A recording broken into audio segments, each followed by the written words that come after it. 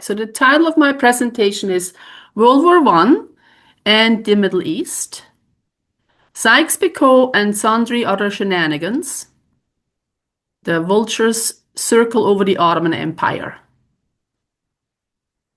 And here is a gallery of the top actors in this.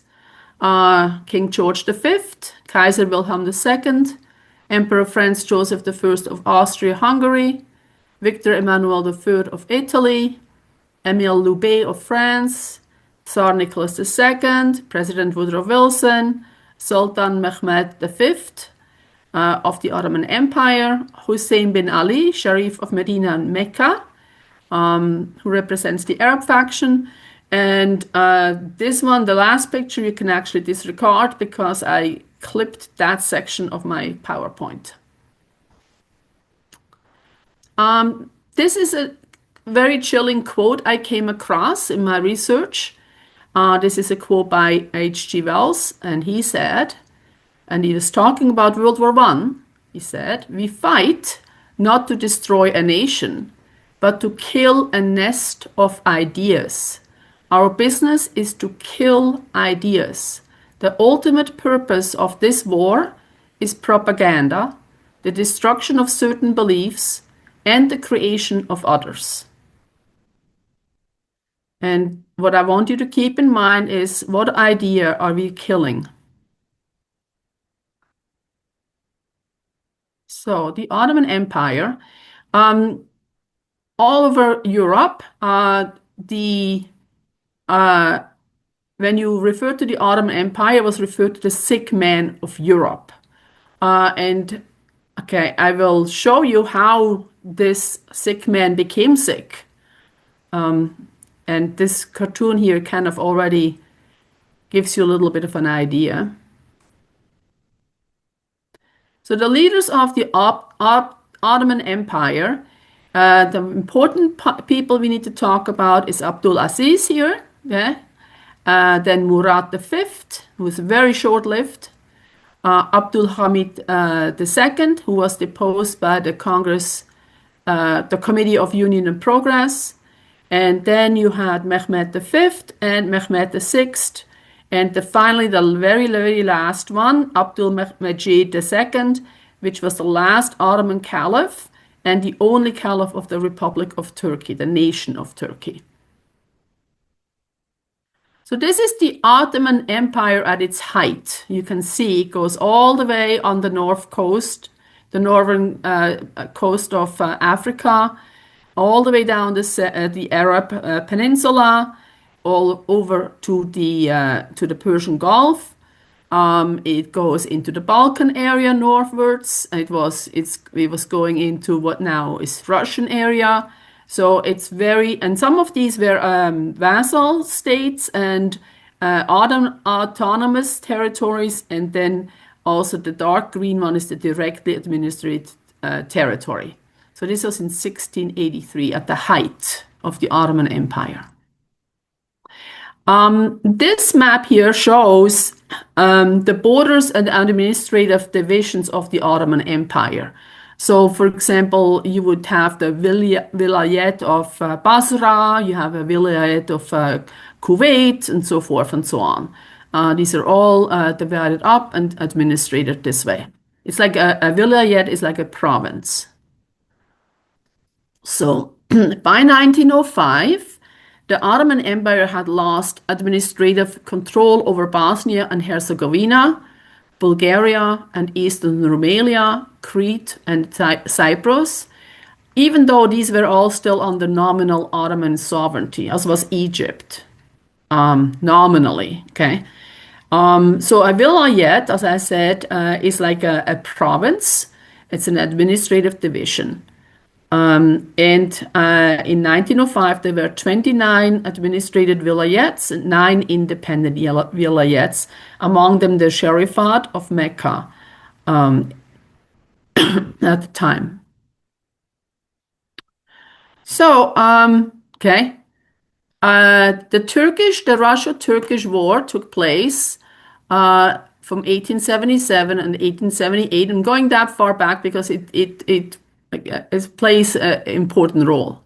So this was the conflict between, okay, the Russian Empire, okay, Romania, Serbia, Montenegro, okay, and on the one side, and then of course Turkey on the other side.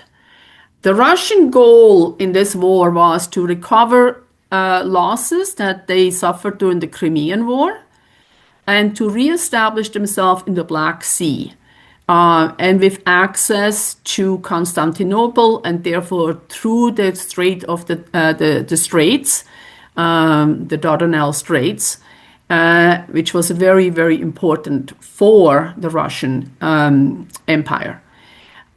It also secondarily supported the political movements to create free Balkan nations, and they would free themselves from the Ottoman Empire.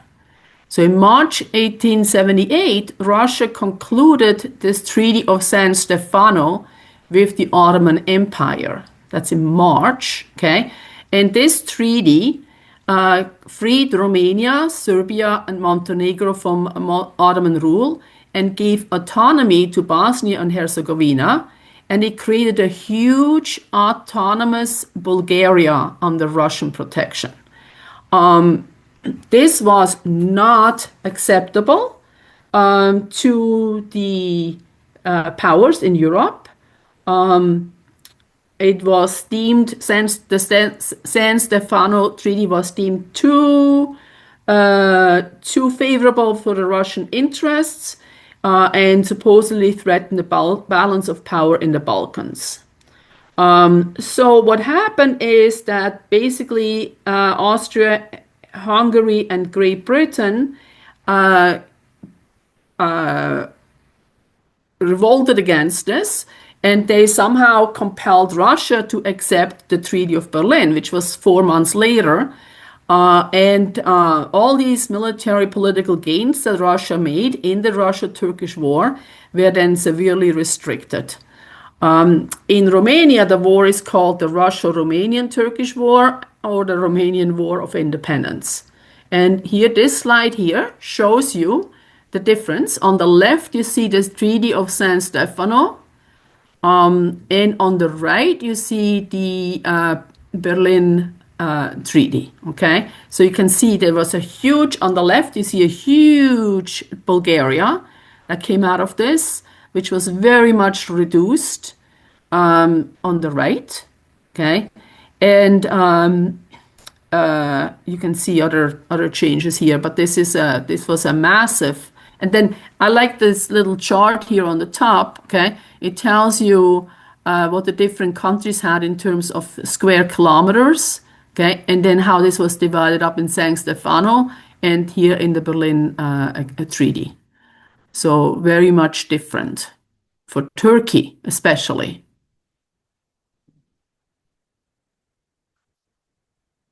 So that's the San Stefano Treaty versus the Berlin Treaty 4 months later.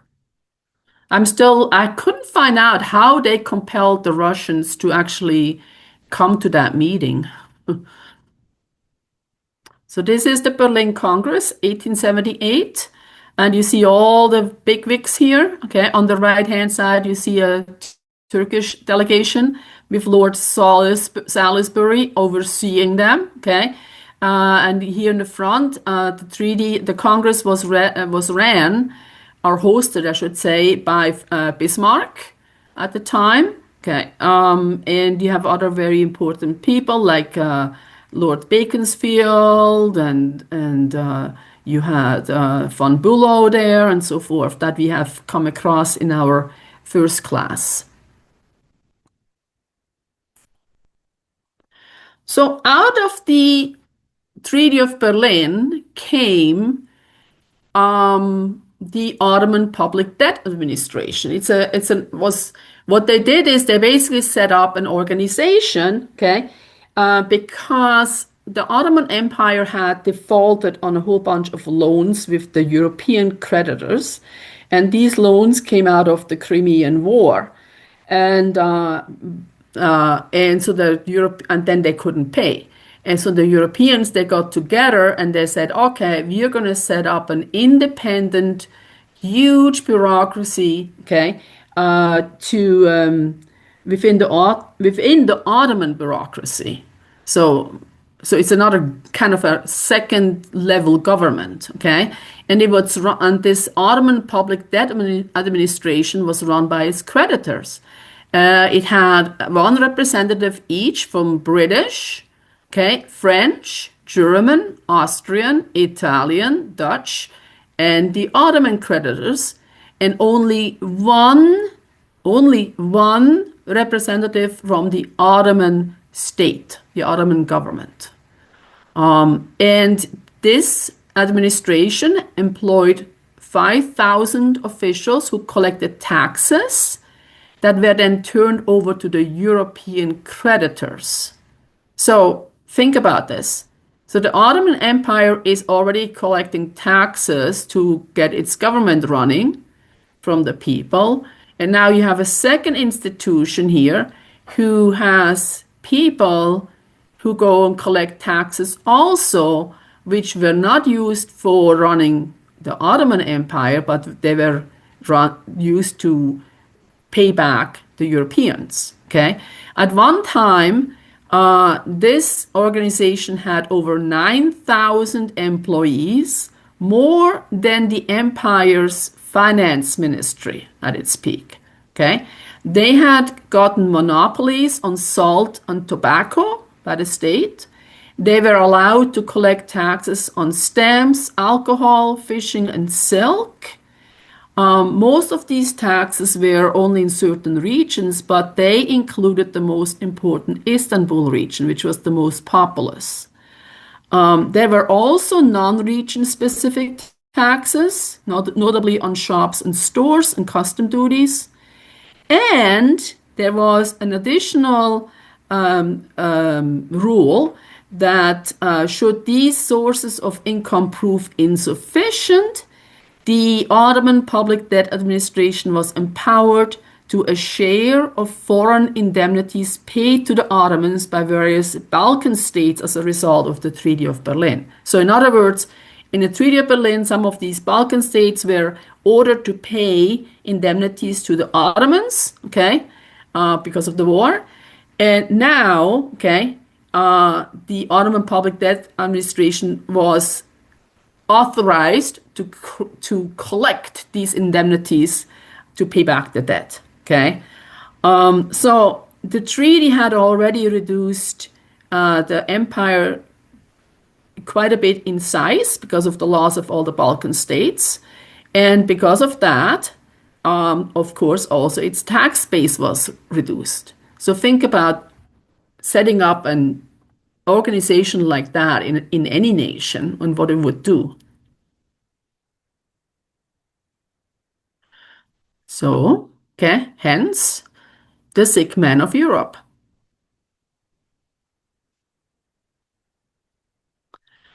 Um, so then, uh, so that was 1878, the Russia-Turkish War, okay? And then after the Russian-Turkish War, and you can see here again the the maps, how Romania, okay, is there independent now. You have the Bulgaria created. You have Montenegro here, and so forth. So, okay, the next section is about talking about Britain in Arabia. Okay, so this shows you a map of all the areas in the world where the East India Company was doing trade with. Okay, and the trade routes. This map is done before the Suez Canal has been opened. So people are still traveling around the Horn of Africa over to India. And you can see that the southern part of Saudi Arabia, that we know as Saudi Arabia now, was very frequented quite a bit also.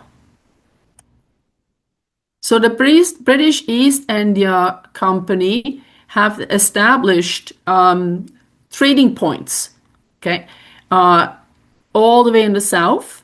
You can see Aden is very early on, Mocha, the Socotra Islands, Muscat and Oman. It goes all the way to Basra, Kuwait, Gambroon. Okay, these are trade areas that the British set up on their way to go to India. Now, there was a little bit of a problem, okay, because it was uh, apparently there was quite a bit of piracy going on in the Persian Gulf from the late 18th century to the mid 19th century. And this was called the Pirate Coast, which went from Qatar to Oman. And then the piracy was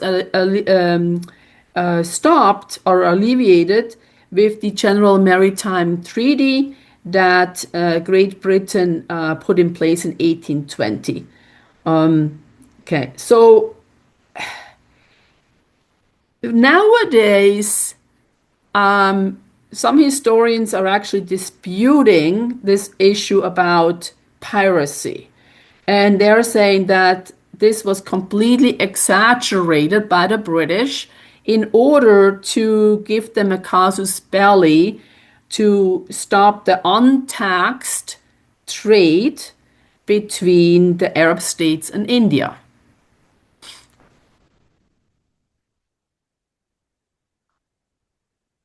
So here are the trucial states and the various treaties, okay, that Great Britain did with these sheikdoms.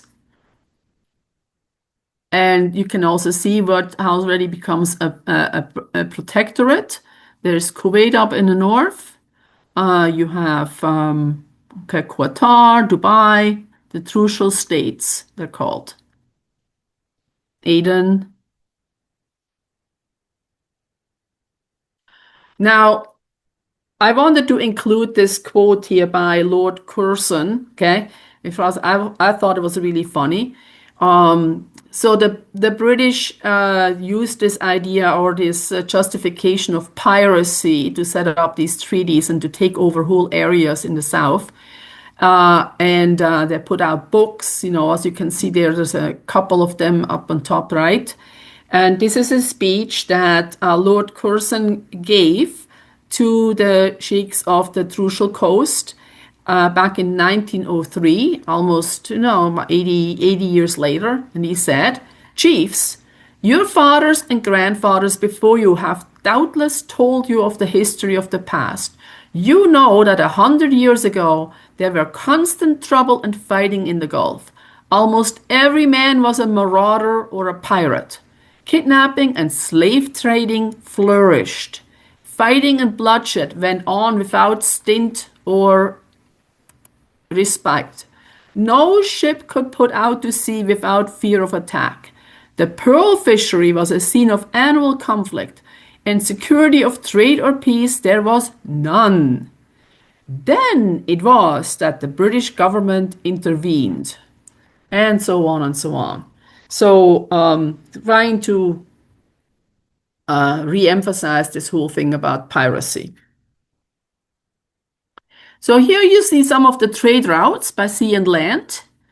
Okay, at this point on the left, the Suez Canal is open. Okay, but you can see also the importance of the Ottoman Empire playing in the land traffic, the trade routes going over land all the way from Mongolia, from China, from India, of course, all the way through Persia and then into Mesopotamia, into the Ottoman Empire, through Constantinople, into Europe. And on the right-hand side, you see the map of the Berlin-Baghdad Railroad. It was started in 1903 to connect Berlin with the Ottoman city of Baghdad. Okay, actually, the Germans wanted to establish a port on the Persian Gulf, so going all the way down to Basra and Kuwait. So through modern-day Turkey, Syria, and Iraq. Um, However, there was a massive opposition from the British regarding this plan, okay? And since Kuwait was a British controlled or British, yeah, controlled area, the British got the Emir of Kuwait to refuse to rent any storage facility to the Germans. So they had problems establishing themselves in Kuwait. And then the World War One intervened, and the railroad was never finished, going all the way to the Persian Gulf. The big fear of the British was that Germans would get into the Ottoman Empire, into Anatolia, into Mesopotamia, settle there, spread themselves there, do trade there, and basically push the British aside. So here's a picture of the Suez Canal that also happened during that whole area there. The construction in 1858. Former French diplomat Ferdinand de Lesseps formed the company, Compagnie des Suez, for the express purpose of building and operating the canal, and ownership was held by the Egyptian government. And the construction of the canal lasted, okay, drum roll, okay, 10 years. 10 years. I had to really laugh because, or almost cry actually, because here in Toronto, where I am, we just built the Eglinton Cross light rail crosstown light rail, and it almost took 25 years to build that. And here they built a 193 long kilometer canal, okay, without diggers and modern machinery in 10 years.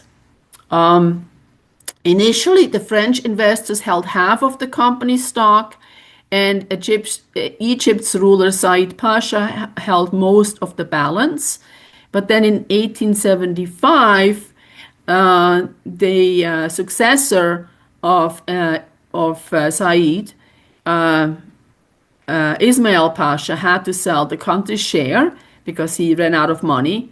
And he sold it to the government of the United States, who at first had opposed the canal. And then, of course, in 1956, Egypt's new president, Gamal Abdel Nasser, revoked its concession and transferred the canal operation to the state-owned Suez Canal Authority. And that, of course, created the Suez crisis. But you can see here on the map and how much the traveling was shortened by the usage of the Suez Canal. So this was quite an important breakthrough. Also, what was built in 1900, okay, was a railroad, the Hejaz Railroad. It was ordered by Sultan Abdul Hamid II in March 1900, and it was part of the Ottoman railroad network. And the original goal was to go all the way from Istanbul, okay, beyond Damascus to the Islamic holy city of Mecca and Medina, okay? Medina first and then Mecca, okay? So that was the idea. So before that, it would take 40 days to travel from Damascus to Medina, and not to Mecca, to Medina, okay? And the railroad shortened this time to 5 days instead of 40 days. And of course, again, this improved the economic and political integration of the distant Arabian provinces into the Ottoman states, which the Arabs were not happy about because they really wanted to run themselves. They didn't want interference from the Ottoman government in Istanbul. It also facilitated the transportation of military forces. The construction was interrupted due to the outbreak of World War I, and it reached only Medina, never went as far as Mecca. The completed section was 1,300 kilometers. And this was the only railway completely built and operated by the Ottoman Empire. And here you can see some pictures, okay? On the top left, this is one of the railroad station. How pretty, eh? And then on the right, you see the labor that was used, and the material was had to be transported with camels. And on the right-hand side, on the bottom, I'm showing you a picture of Lawrence of Arabia because, who of course was a Brit. He was part of these British troops who constantly destroyed the railroad during World War One because they didn't want facilitate Turkish troop movements on the railroad. So this is an interesting cartoon I found of 1910, Turkey taking on the European and Russian superpowers, while Japan and China looked on there behind the mountains. So, okay, this is, some people consider this to be the precursor of First World War One, okay? The Italo-Turkish War. It was fought between the Kingdom of Italy and the Ottoman Empire. Italy captured the coastal areas of the Ottoman Vilayet of Tripolitania, okay, which of course is nowadays Libya, okay. And so these territories became the colonies of Italian Tripolitania and Cyrenaica, which would later merge into Libya. Okay. The Italian forces also occupied the Dodecanese Islands in the Aegean Sea, and the the Treaty of Ouch, okay, Ouch, ended the war and gave Italy the possession of Libya. So the Italians agreed to return the Dodecanese Islands to the Ottoman Empire, but because there was a vagueness of the text and there was the outbreak of the Balkan Wars and World War One, this allowed the provisional Italian administration of the islands. And Turkey eventually renounced all claims on these islands in Article 122 of the Treaty of Sèvres, which is quite a bit later. Okay, and this was confirmed also by the Treaty of Lausanne. And the Italo-Turkish War saw some really interesting technological changes in conducting war. Most notably, the use of airplanes in combat. Okay. And you can see here on the right-hand side, this is actually the first, this airplane, it's a Taube monoplane, was used to do the first aerial bombing over Libya. They became later, because it's a monoplane, okay, it was not considered to be very effective, and they disused and further developed them later on. Also, wireless telegraphy stations were established, and the inventor Guglielmo Marconi, the inventor of the wireless telegraphy, came to Libya to conduct experiments with the Italian Corps of Engineers during that war. So this is the beginning, okay? Based on this, okay, members of the Balkan League saw how easily Italy had defeated the Ottomans, and this motivated, okay, further Balkan nationalism, and they decided to attack the Ottoman Empire in October 1912, okay, starting the First Balkan War just a few days before the end of the Italo-Turkish War. So, big motivation for the Balkan nationalists. So this is the Ottoman territory before and after the Balkan Wars. Okay, on the left-hand side, before the Balkan Wars, on the right, after the Balkan Wars. Okay, and you can see the red area, the red striped area, are the territorial losses, okay, of the Ottoman Empire.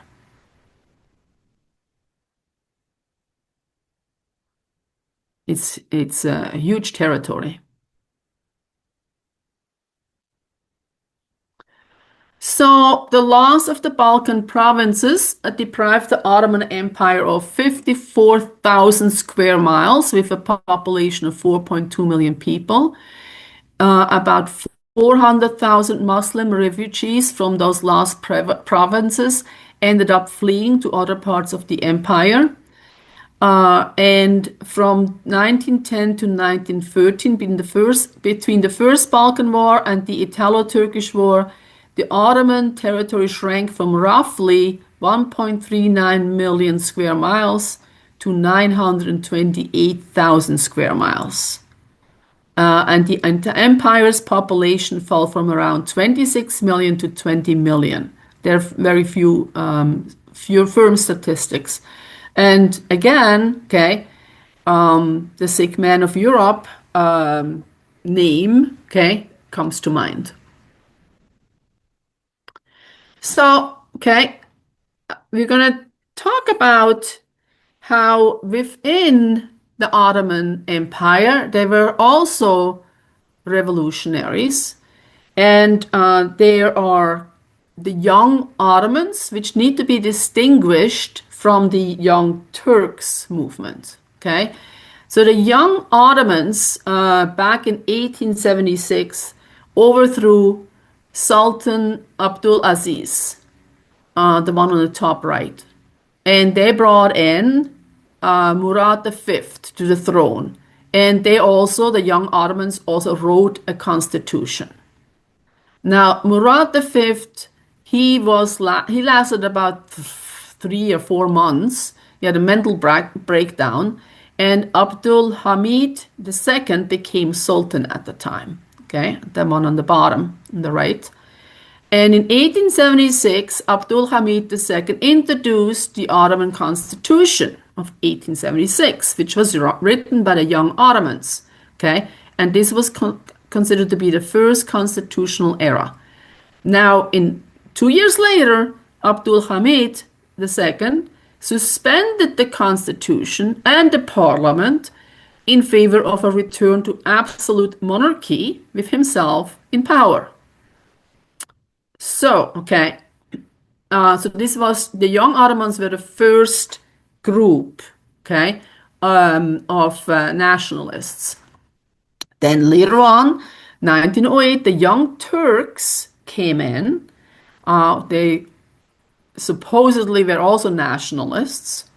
They're known as the Committee for Union and Progress, and they kind of repeated the young Ottomans' efforts, leading to the Young Turk military coup, the revolution of 1908, which is considered to be the second constitutional era. And there was an ideological transformation within this Young Turks group. The CUP, the Committee for Union and Progress, ruled the empire as a dictatorship, and they committed genocide against the Armenian, Greek, and Assyrian people as part of a broader policy of ethnic erasure during the late Ottoman period. So anybody who wants to read more about this, I would recommend Joe Bruda's article in EIR of April 15th, 1994. It's called, the title is Lord Palmerston's Zoo. So these are the 3 pashas, and pasha is not the last name, okay? Pasha means it's a title. It's like Lord, okay? So Lord Talat, Lord Enver, Lord Jamal, okay? They're all the 3 pashas were all members of the Central Committee of the Committee of Union and Progress, which was a political movement with reformist ideals. But by 1910, they had become an autocratic and nationalist ruling faction. And this trio, okay, was largely responsible for the empire's entry into World War I in 1914 on the side of the Central Powers, and also largely responsible for the genocide of some 1 million Armenians. All three of them met violent deaths after the war. Okay, Talat and Cemal were assassinated by the Armenian Revolutionary Federation. They had run an operation, something called Operation Nemesis, where they basically went and assassinated people who were involved in the Armenian genocide and had gotten away with it. And Enver, the one in the middle, okay, he died leading a revolt in present-day Tajikistan. So these are the people who really were running the Ottoman Empire at the time of World War I. So this is a Greek lithograph celebrating the Young Turk Revolution. You can see Enver and Niyazi depicting the breaking the chains of Lady Liberty and surrounded by the Young Turks. And you see a multi-ethnic crowd dressed in traditional costumes on the left-hand side, embracing each other under the Ottoman flags, okay, and the CUPs, the Committee of Union and Progress, their seal. And an angel comes down from the sky with a scroll that reads, Liberté, Égalité, Fraternité. And you know where that slogan comes from. And the stone on the bottom left reads, Vive la Constitution. So, okay, the Committee of Union and Progress, they carried out a racist campaign for suppressing all non-Turkish minorities. The Ottoman Empire was a multi-ethnic empire. It had Turks, Slavs, Greeks, Arabs, Armenians, Kurds, etc., okay, in its empire. The Young Turks waved the banner of democracy, and they picked up the banner of pan-Turkism, to include all Turkish people of Asia, okay, which of course brought them in a collision course with Russia. And the Young Turks also waved the banner of a pan-Islamic state to bring all the Muslim people of the world into one empire. And that brought them also in a collision course with Russia. And British, of course, okay, supported all the anti-Turkish independence movement within the empire. So they supported Arab nationalism, Serbian nationalism, Albanian nationalism, Bulgarian nationalism, and so forth and so forth. Okay. And the British also wanted to carve out a greater Armenia out of Turkey, Iran, and Russia. And they wanted to carve out a greater Kurdistan out of Turkey, Iran, and Russia. And of course, the two areas of Greater Armenia and Greater Kurdistan pretty much overlapped on the map. Okay. In 1915, the Kurds killed about 1 million Armenians. The Young Turks who had been put into power by the British used the Kurds, who thought they had the support of the British, to slaughter the Armenians, who also thought they had the support of the British. And then the British used this genocide as a justification for trying to eliminate Turkey. So typical manipulations going on. So after, we're going back a little bit, okay? After the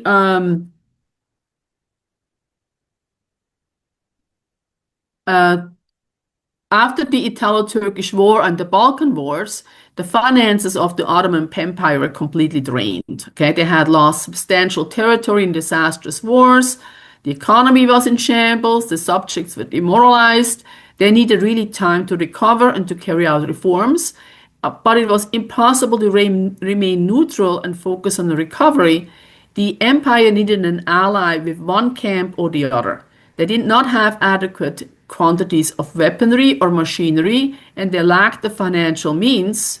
Okay, remember that Ottoman debt administration organization. Okay, they lacked the financial means to purchase new ones. And there was only one option. The only option was to establish an alliance with a European power. And it didn't really seem to really matter which one. Okay. Talat Pasha, the Minister of Interior, wrote in his memoirs, okay, Turkey needed to join one of the country groups so that it could organize its domestic administration, strengthen and maintain its commerce and industry, expand its railroads, ensure to survive and to preserve its existence. Now, I don't know how much you can take Talat Pasha at face value. I think he's also covering up for himself a little bit. Anyway, but that was the idea. So, so at the beginning of the Turco-Italian War in northern Africa, the Grand Vizier had expressed a need for an alliance, and he asked the Ottoman ambassadors to find out whether the European capitals would be interested. And most European powers were not interested in joining an alliance with the ailing Ottoman Empire.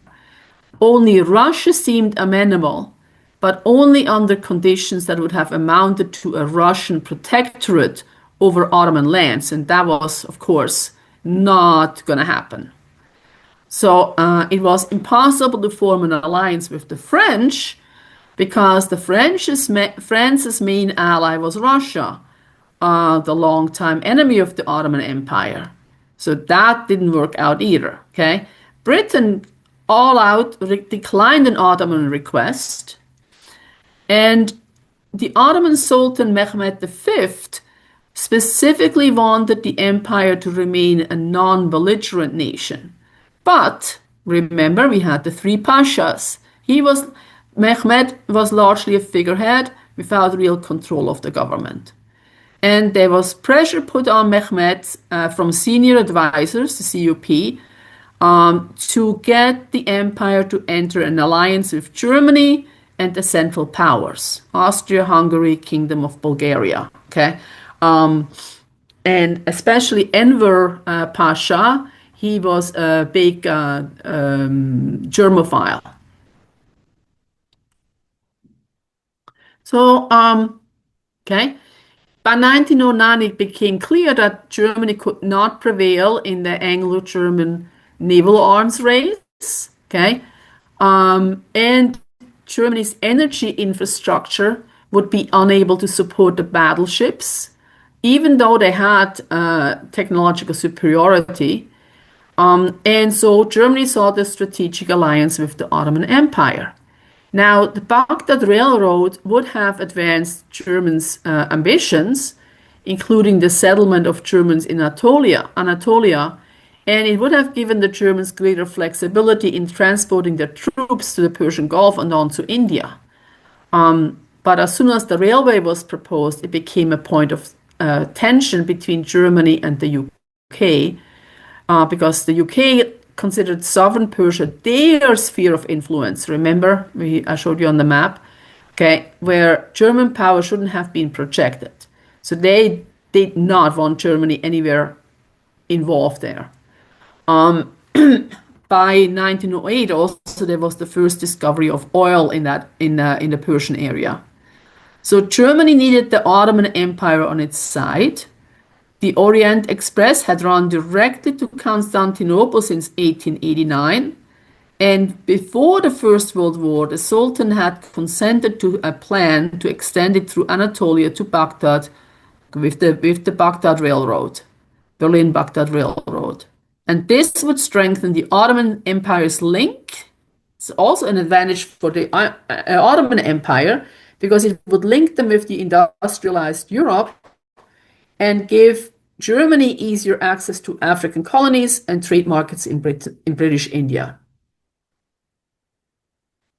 So, okay, there was a secret German-Ottoman alliance, which was ratified by the German Empire and the Ottoman Empire on August 2nd, 1914, shortly after the outbreak of World War I. Okay? And it was ratified by many high-ranking Ottoman officials, including Grand Vizier Said Halim Pasha, the Minister of War Enver Pasha, the Interior Minister Talat Pasha, and the head of the parliament Halil Bey. There was no signature from the Sultan, Mehmed V, who was nominally in charge of the army but had little power. And the third member of the cabinet of the three pashas, Semal Pasha, also did not sign the treaty because he had tried to form an alliance with France, so he was opposed to Germany. Okay, so the Ottomans entered the war on the side of the Central Powers one day after the German Empire declared war on Russia. And to make the deal sweeter for the Ottomans, a large loan and two battleships were offered to the Ottoman Empire by Germany.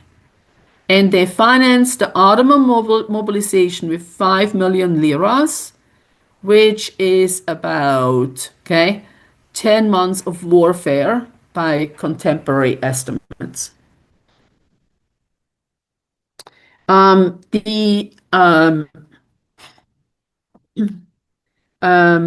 a little story, okay, how the Ottoman Empire's entry into World War I began, okay. So the two ships, they had ordered two ships, okay, to be built. And these ships were built in England, in English ports. And it was the Ottoman public that had, by subscription, financed the building of these two ships. And then what happened is that the British government confiscated those two ships, which of course created a big uproar in the Ottoman Empire. And that's when Germany decided, oh, let's give them two of our ships, and then they will be happy. Okay, so the Germans were bringing those two ships to the Ottoman Empire, and they were going through the Mediterranean, and the Brits noticed that, and they started to following them. They wanted to confiscate these two ships. So they had German sailors on those two boats and the German admiral, and his name was Wilhelm Souchon. Okay, he's a German admiral. So they were able to escape, and they went to the Strait of Dardanelles, or the Strait of Turkey. And so then what happened is that Enver Pasha, the Ottoman war minister, and Wilhelm Souchon decided that they're going to go into the Black Sea and try to provoke the war deliberately. So there was no war yet, okay? So they went in there, and ostensibly they said, oh, we're just doing some maneuvers. But then Souchon and Enver Pasha basically decided, oh, we're going to do some provocative bombing of Russian ports, okay?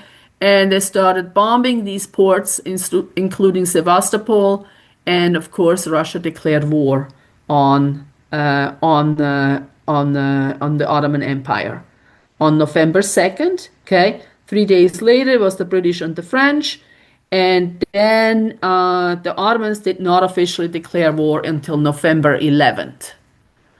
So all of this to get the Ottomans involved in the war.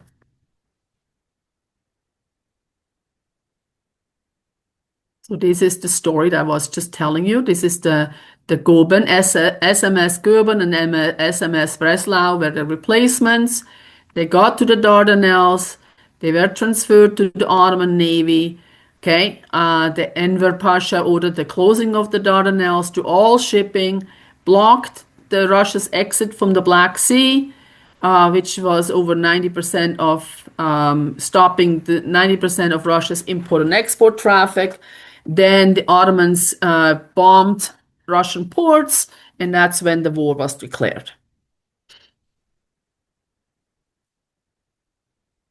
So this is a picture of, okay, the Central Powers. Okay, on the left you have Wilhelm II of Germany. Then you have Kaiser and King Franz Joseph of Austria-Hungary. Sultan Mehmed V of the Ottoman Empire and Tsar Ferdinand I of Bulgaria. On the bottom it says Vereinte Kräfte führen zum Ziel, which means combined powers lead to victory. So the Triple Entente, okay, that's Germany, that's Great Britain, Russia, and France, and later they were joined by Greece and Italy, okay. And this is my slide of part of dividing up the Ottoman Empire. So the war has now started. So the question during World War I, the question arose of what would happen to the Ottoman territories if the war led to the disintegration of the sick men of Europe, which is kind of funny, right? Okay, it's not the war led to the disintegration, it's the treaties afterwards. So the Triple Entente moved to secure their respective interests in the region. So there were several secret wartime arrangements among the Entente powers, the French Republic, the United Kingdom, the Russian Empire, the United States and the Kingdom of Italy came in later, and the Empire of Japan came in later, for the partition of the Ottoman Empire. Okay, so there are 4 sets of undertakings. Actually, there are more. Okay, you will see. So the Constantinople Agreement of 1915 was a secret exchange of diplomatic correspondence between members of the Triple Entente from March the 4th to April 10th, so within a month period during World War I. Okay, Russia, France, and Great Britain agreed. Okay, remember, we're talking here about dividing up the Ottoman Empire. So Russia, France, and Great Britain agreed. Russia should get Constantinople, Istanbul, and the Dardanelles, okay, which would provide them access to the Mediterranean Sea, which they always wanted. France was promised the annexation of Syria, including Palestine, and Cilicia. Okay, they had a number of economic investments in those areas. Britain wanted secure access to India through the Suez Canal and the Persian Gulf. And she was promised an increased sphere of influence in Persia, now named Iran. Okay, no countries under discussion were invited to the talks. This was all done on the side secretly, okay, between Russia, France, and Great Britain. And all sides agreed that the governance of the holy places in Arabia would be under independent Muslim rule. The Greek government was neutral at first, but later reversed course. And of course, they wanted their own piece of the pie, which was Constantinople.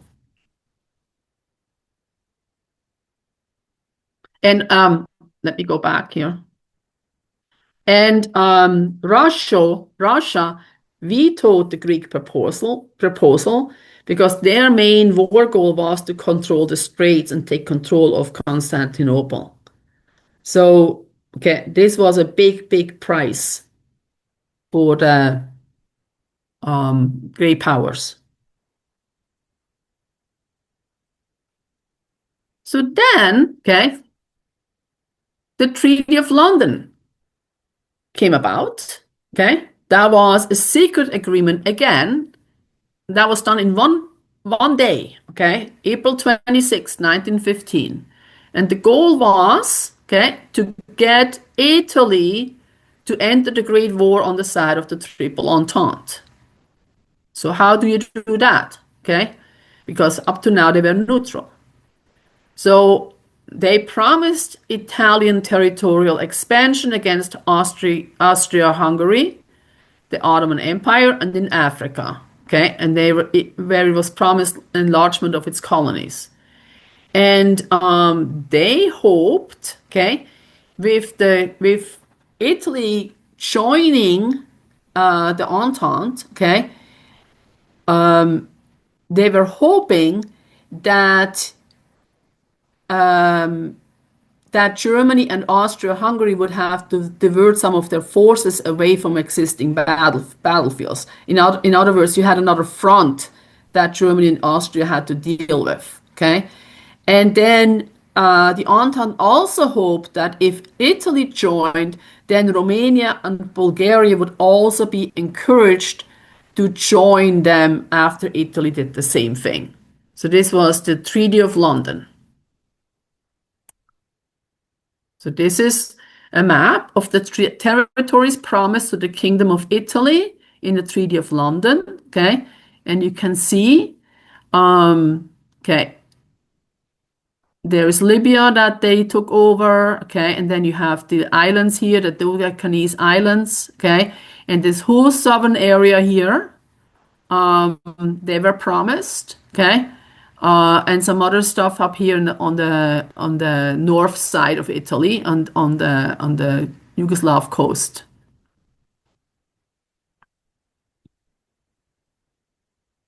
So the signatures, the negotiators were these gentlemen here on the top, okay? And I take this term lightly, gentlemen. Prime Minister Asquith, Sir Edward Grey of London for England, okay? Théophile Delcasse, Sergei Sazonov, which we know from the previous presentation, Antonio Salandra for Italy, Sidney Sonnino for Italy, okay, and then this treaty was signed by the four people on the bottom, okay. You see, Sir Edward Grey was one of the signers, Paul Cambon for the French, okay, Alexander von Beckendorf for the Russians, and Guglielmo Imperiali for the Italians. So, however, okay, the British being very astute and very experienced in the kind of politics, geopolitics, okay, they decided they were setting up a committee, okay. It was called the Bunsen Committee, okay, and it was the first committee established by the British government to determine its policy toward the Ottoman Empire during and following World War I. It was established on April 8, 1915 by Prime Minister Asquith, okay, and it was headed up by Sir Maurice de Bunsen, okay, and they submitted their report a mere, 4 months later, okay, on June 30th, 1915. And they came up with 4 possible solutions, okay. The first solution was partition, leaving only a small Ottoman state in Anatolia. Second solution was preservation, subject to great power control zones of political and commercial influence, basically a mandate, okay. Third solution was the preservation as an independent state in Asia. And number 4, the creation of a decentralized federal Ottoman state in Asia, okay.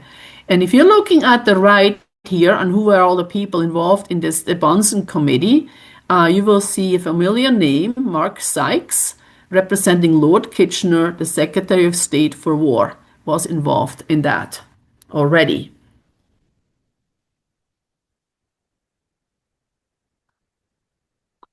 So, okay, the solution, okay, that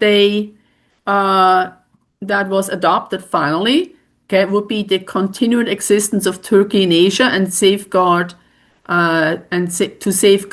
Britain's vital interests, meaning while the Ottoman Empire would retain its independence, it would become decentralized and lose some of its territories.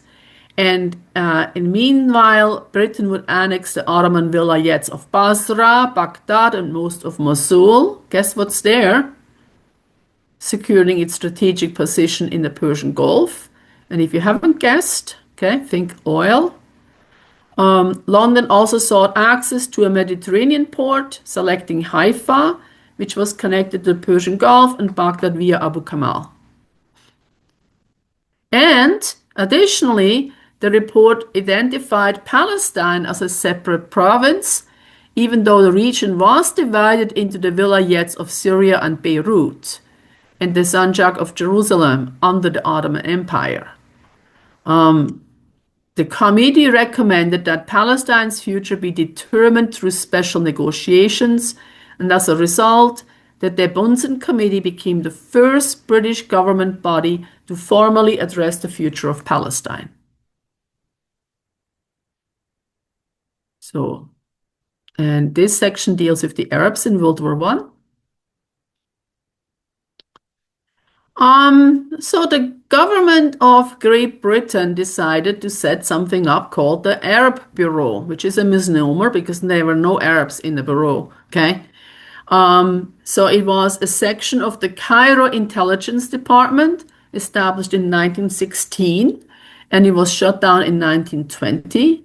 And this Arab Bureau was established to harmonize British political activity in the Near East and keep the Foreign Office, the India Office, now listen to this, keep the Foreign Office, the India Office, the Committee of Defense, the War Office, the Admiralty, and Government of India simultaneously informed of the general tendency of the Germano-Turkish policy. So this Arab Bureau was constituted on the initiatives of Mark Sykes, okay, who we just heard about from the Bunsen Committee, who worked for the Intelligence Department of the War Office, working for Lord Kitchener, the Secretary of State for War. Okay, he had discovered that the German and Turkish governments were widely distributing anti-British wartime propaganda. And so he proposed the creation of a London office under his auspices to gather, filter, and distribute intelligence on the German and Turkish Middle East policy and to, quote, coordinate propaganda in favor of the United Kingdom among non-Indian Muslims. And he was supported by Gilbert Clayton, the director of civilian and military intelligence in Egypt and Sudan. Clayton, proposed locating the Arab Bureau in Cairo, not in London. And that met fierce opposition from the Indian government, okay, because there was always a rivalry between the Indian government, which was run by the Raj, okay, and London, okay, and the India office, okay, under the Secretary of State for India, Austen Chamberlain. So they were not happy with this idea. They did not want interference in their control of territories around the Persian Gulf, and particularly the Iraq provinces that they planned to occupy and cultivate for grain production for India. Interesting that you have to produce grain, okay, in the Mesopotamia for India, okay. So they reached a compromise. They established a section of Sudan intelligence in Cairo, ultimately answering to the High Commissioner in Egypt, Henry McMahon, who we will find out more about in a little bit, who in turn was overseen by the Foreign Office and the Secretary of State for Foreign Affairs, Edward Grey, in London. So, and here is the Arab Bureau. Here are the members of the Arab Bureau.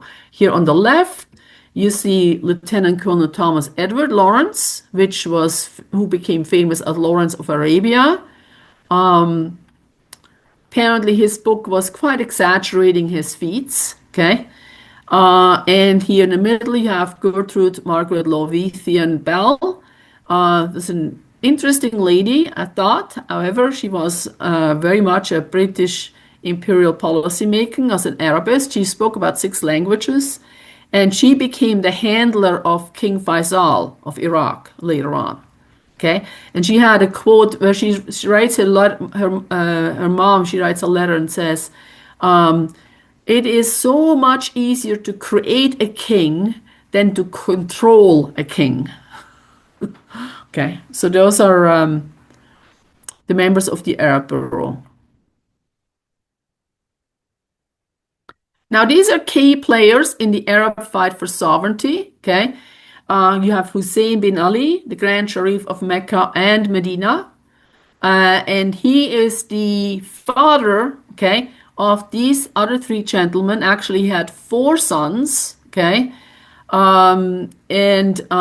These 3 here that I'm showing all became kings, okay? So Ali bin Hussein bin Ali al-Hashimi is the eldest son of King Hussein bin Ali, and he became the king of Hejaz and the grand sheriff of Mecca in the footstep of his dad. Okay.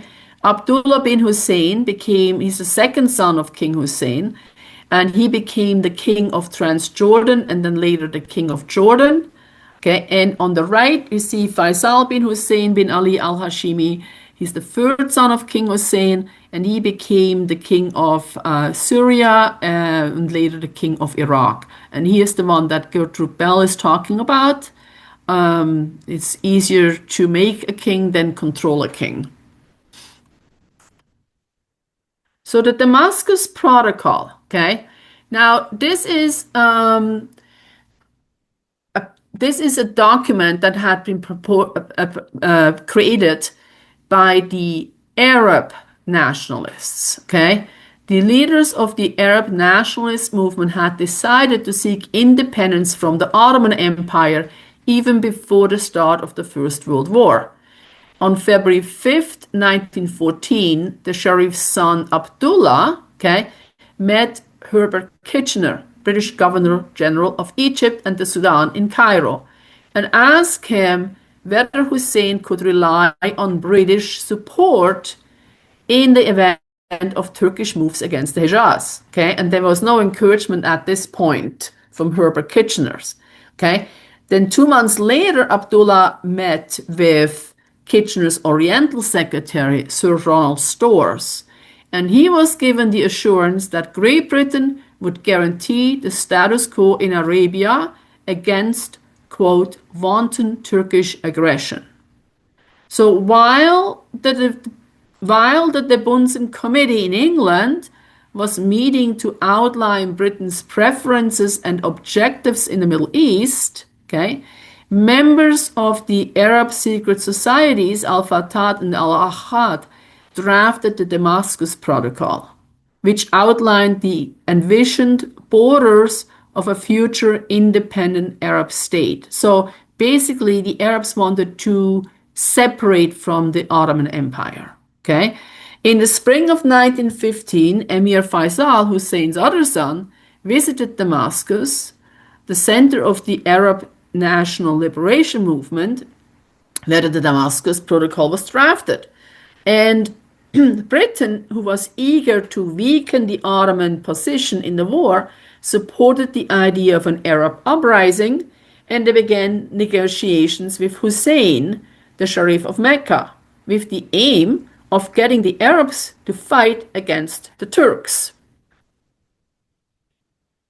So, the Damascus Protocol was given to Faisal bin Hussein, the son of the father, okay, by the Arab secret societies of Al-Fatah and Al-Ahad on his second visit to Damascus. And this document declared that the Arabs would revolt in alliance with Great Britain in return for recognition of Arab independence in an area running from the 37th parallel north on the southern border of Turkey, bounded in the east by Persia and the Persian Gulf, in the west by the Mediterranean Sea, and in the south by the Arabian Sea. And it demanded, okay, it contained the demands of the Arab leaders. They wanted Hussein to present this to the British, okay, in return for the Arabs revolting against the Ottoman Empire. So the demands included British recognition of Arab independence over most of today's Iraq, Syria, Lebanon, Jordan, Israel, and the Palestine territories, the abolition of the capitulation regime, okay, which is granting exceptional rights to foreigners, and a defensive alliance between the British and the Arab state, and the granting of economic preference to the British. So this document, the Damascus Protocol, later served as a basis for the British-Arab negotiations that were contained in the McMahon-Hussein letters, which we're going to talk about in a minute. So this is the territory outlined by the Damascus Protocol. And you can see, okay, it's basically a straight line up there from Mersin, okay, all the way to Ahmadiyya, across, okay. It goes all the way to the west coast of the east coast of the Mediterranean Sea. Okay, it goes in an arch down to Basra. Okay, including Baghdad and Tigris and Euphrates rivers, Mesopotamia, in other words. Okay, and all the way down to the Arab Sea. Okay.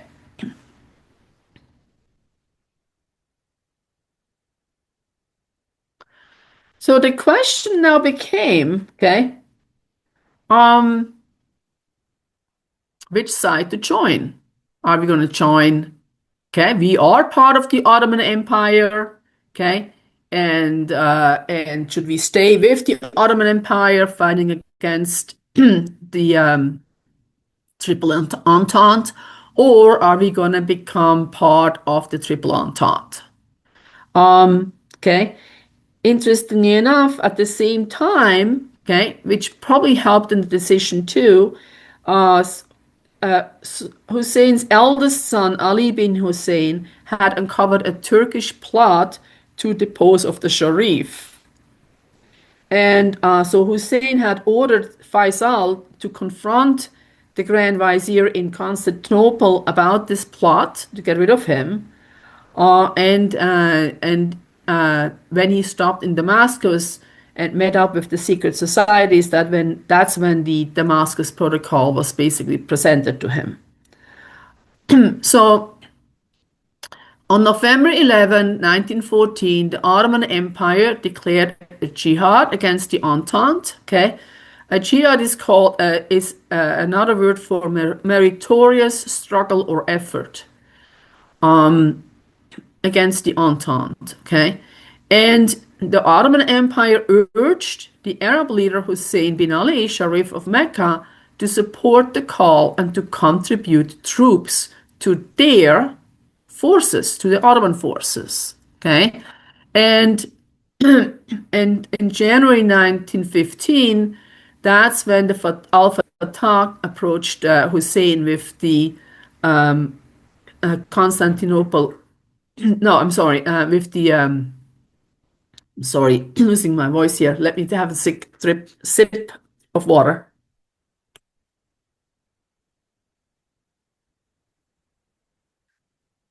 With the he was approached by Al Fatah with the Damascus um, paper.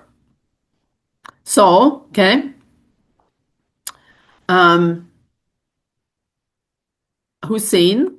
So, going back a little bit, okay, first in February 1914, there was the first documented discussions between the UK and the Hashemites.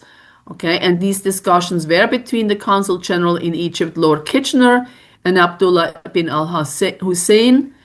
And then the Sharif of Mecca had gotten uncomfortable with the newly appointed Ottoman governor in his vilayet. And there were rising tensions between the Ottomans and the Arabs since the 1908 completion of the Hejaz Railway. And because that threatened to support increased Ottoman centralization in the area. So November 1st, 1914, there was a telegram sent from Kitchener, who had recently been appointed to the Secretary of War, to Hussein, wherein Great Britain would, in exchange for support from the Arabs of Hejaz, quote, guarantee the independence, rights, and privileges of the Sharifat against all external foreign aggression, in particular that of the Ottomans. At that point, okay, the Sharif indicated that he would not break with the Ottomans immediately. I guess he had to get his ducks in a row first, okay? And on November 11, 1914, the Ottomans entered on Germany's side in World War I, which happened because of this incident in the Black Sea. So in June 1915, Hussein bin Ali al-Hashimi and his sons deliberated near Mecca. Okay, what should we do? Okay, and Faisal counseled caution. Ali argued against rebellion, so stay with the Ottomans. and Abdullah advocated action. So he wanted to join the Brits. Okay. So the Sharif sent a tentative date for armed revolt for June 1916, and he started negotiations with the British High Commissioner in Egypt, Sir Henry McMahon, via the Hussein McMahon correspondence. So these are the two who got together, who wrote letters to each other, 10 in total.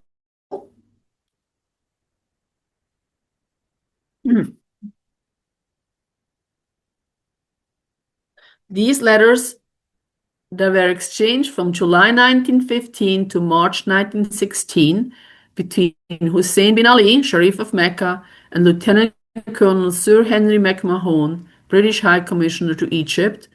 And so the primary reason was to counteract the Ottoman declaration of jihad against the Allies, to maintain the support of the 70 million Muslims in British India, and especially there were a number of Muslims from India that were deployed in all the major theaters on the side of the British, of course. Okay. And secondary was to have there was some military value in the Arab manpower and local knowledge alongside the British Army. So that was the reasons for the British. So these were the 10 letters. There's only two that I'm going to discuss a little bit more in detail. Okay. This is the first one. This is from Hussein to Henry McMahon. Okay. Firstly, England will acknowledge the independence of the Arab countries bound by the north, at the north by Messina and Adana up to the 37th degree of latitude, on which degree fall Birik, Yurfa, Mardin, Midyat, Jazirat, okay, Ahmadiyya, up to the border of Persia, on the east by the borders of Persia up to the Gulf of Basra, on the south by the Indian Ocean with the exception of the position of Aden to remain as it is, on the west by the Red Sea, the Mediterranean Sea up to Messina, England to approve the proclamation of an Arab Caliphate of Islam. So that's the very first paragraph. Okay. That's what Hussein is demanding from McMahon. Okay. And then on October 24th, McMahon says to Husseini, okay, it is with great pleasure that I communicate to you on their behalf, Great Britain's behalf, the following statement, which I am confident you will receive with satisfaction. The two districts of Messina and Alexandretta and portions of Syria lying to the west of the districts of Damascus, Homs, Hama, and Aleppo cannot be said to be purely Arab and should be excluded from the limits demanded.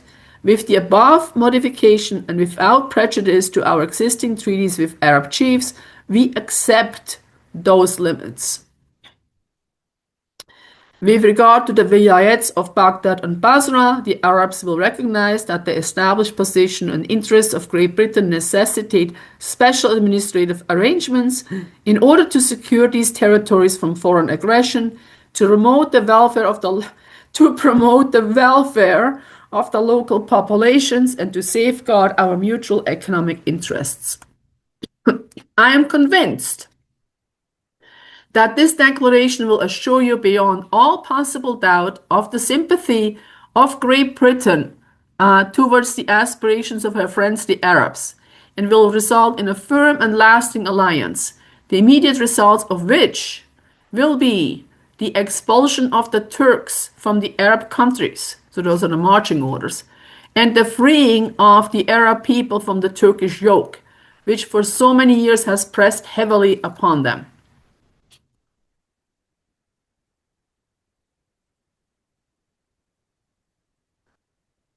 So, okay, while these discussions were proceeding between Hussein bin Ali, Sharif of Mecca, and Lieutenant Colonel Sir Henry McMahon, British High Commissioner to Egypt, the British and French diplomats Mark Sykes and François-Georges Picot conducted secret negotiations with the assent of Imperial Russia for the dismemberment of the Ottoman Empire at the exact same time. The McMahon-Hussein correspondence, as you can see, is actually started earlier, okay, and was finished earlier, and the Sykes-Picot agreement took place a little bit later.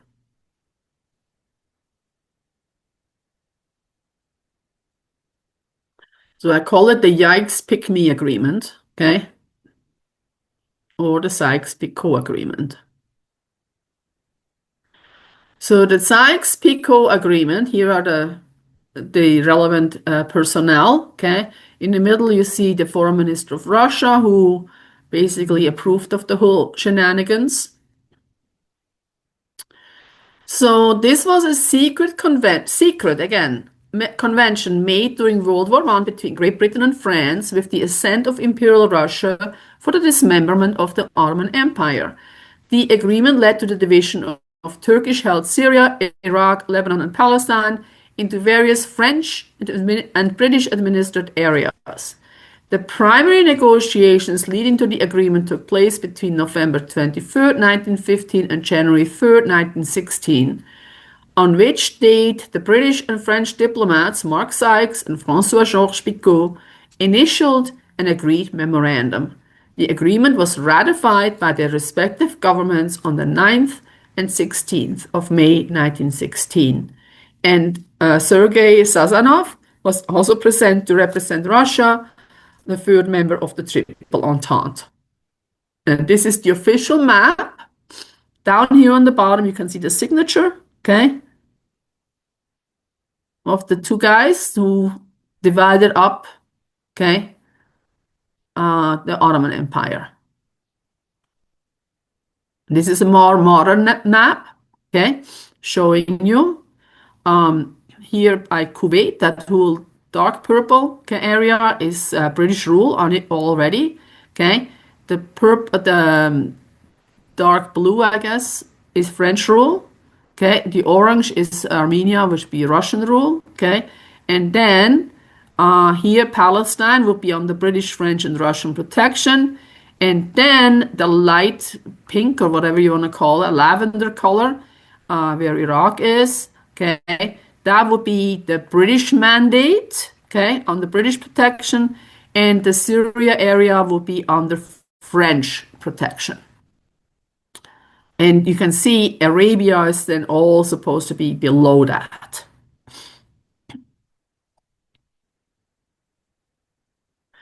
So the Arabs found out about the Sykes-Picot agreement, because remember, it was secret, okay, and other secret treaties of Imperial Russia through the Soviet Russian government in late 1917. Remember, they had the Russian Revolution, okay, and the Bolsheviks then basically spilled the beans.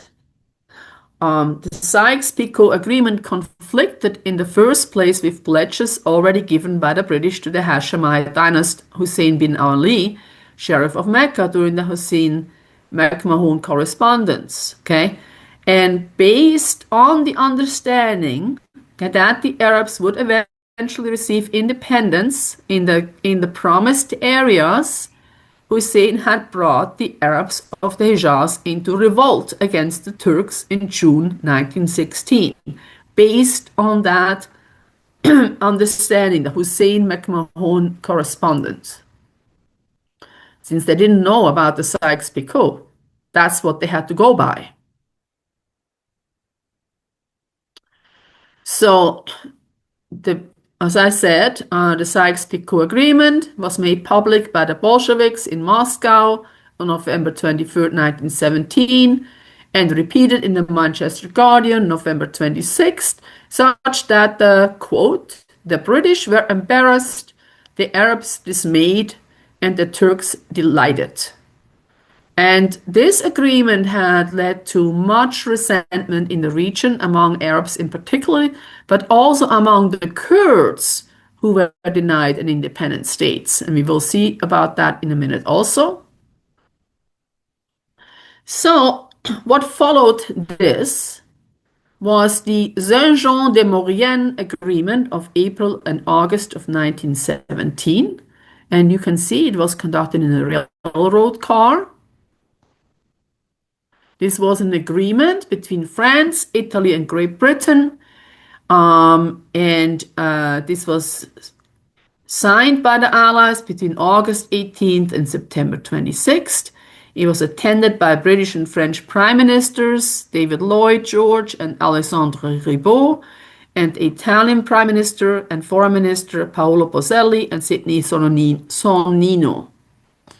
And what was it about? Okay, well, there was a tentative agreement to settle the Italian Middle Eastern interest, specifically Article 9 of the Treaty of London. And this agreement was needed by the Allies to secure the position of the Italian forces in the Middle East. So you have to bribe the Italians so that they're going to participate in the war, right?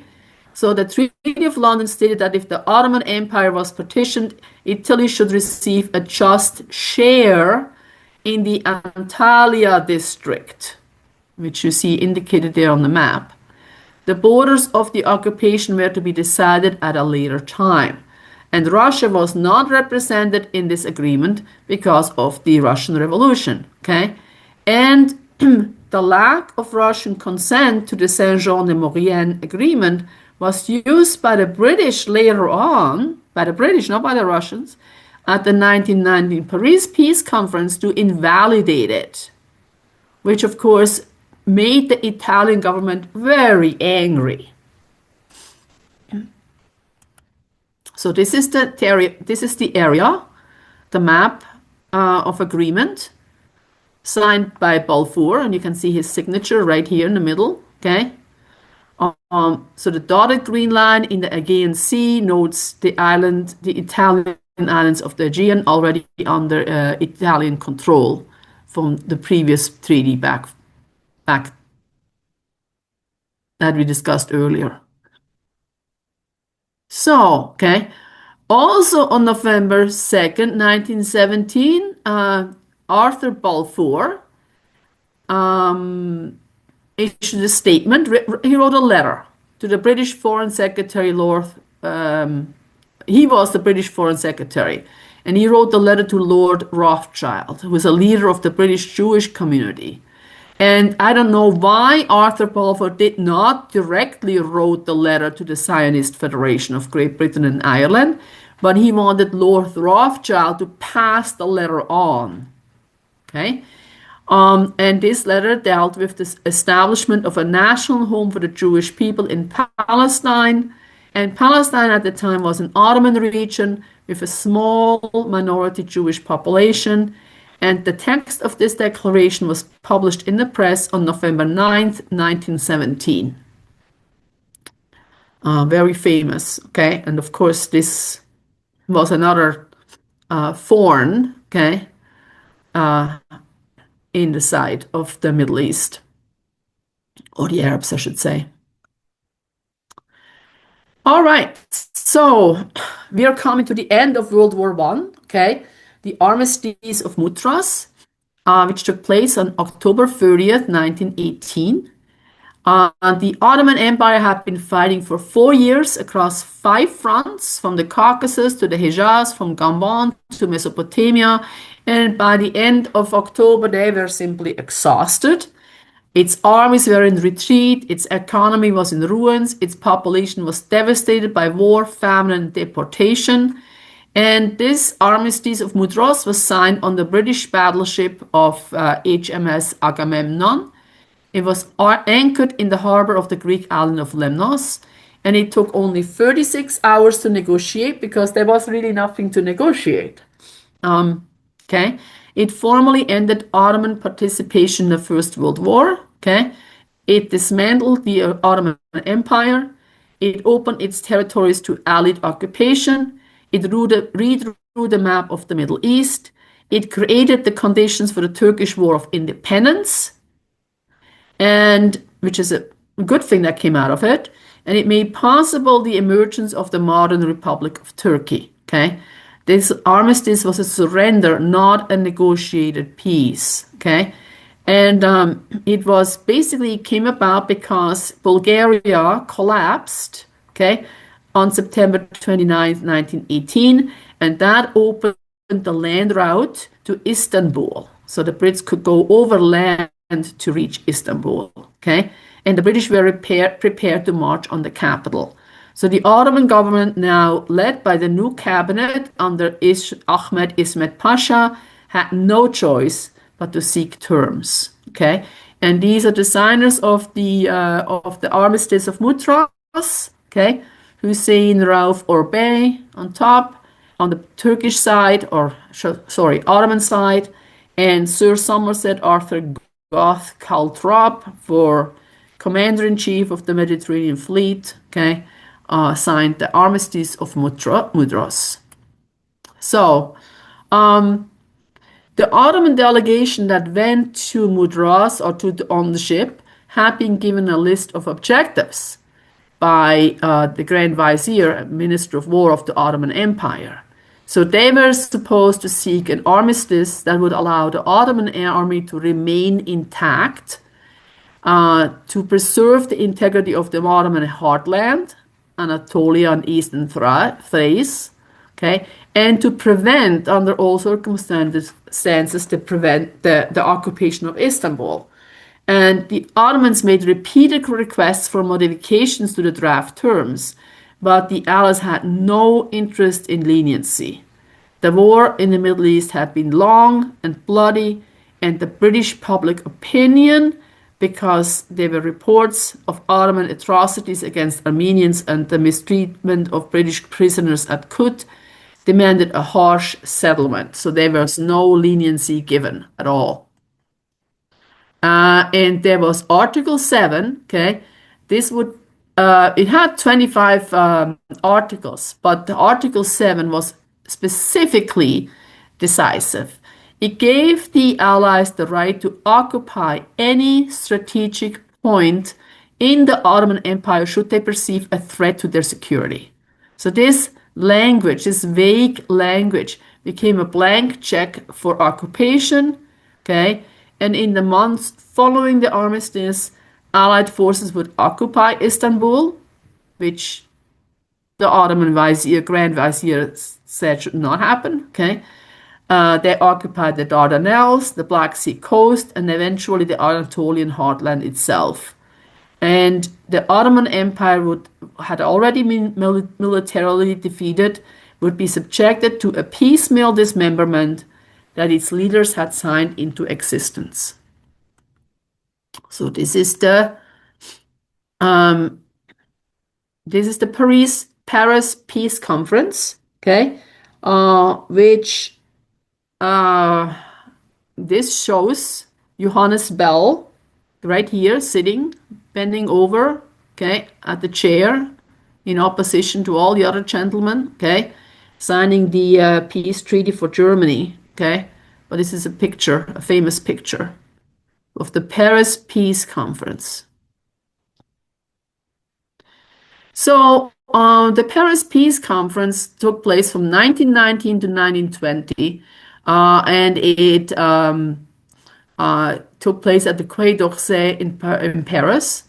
And this date itself was symbolic because it was the anniversary, think about this, the anniversary of the proclamation of William I as German emperor for a unified Germany, okay?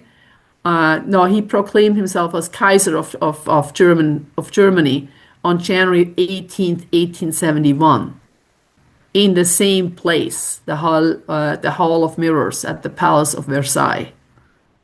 So I wondered, I'm pretty sure they picked that date on purpose, because that's where they had to sign the end of the war. So this is a picture of the delegates, okay? And I'm sure there's not all of them. There were delegates from 27 nations there, and delegates representing 5 additional nations were for the most part ignored, okay? They assigned 52 commissions, and they held over 1,646 sessions to prepare reports. The peace conference, the Paris Peace Conference, was run by the Big Four: French Prime Minister Georges Clemenceau, British Prime Minister David Lloyd George, US President Woodrow Wilson, and Italian Prime Minister Vittorio Emanuele Orlando. And these are all the countries represented at the Paris Peace Conference. There was actually a controversy about Canada being seated at the peace conference, okay?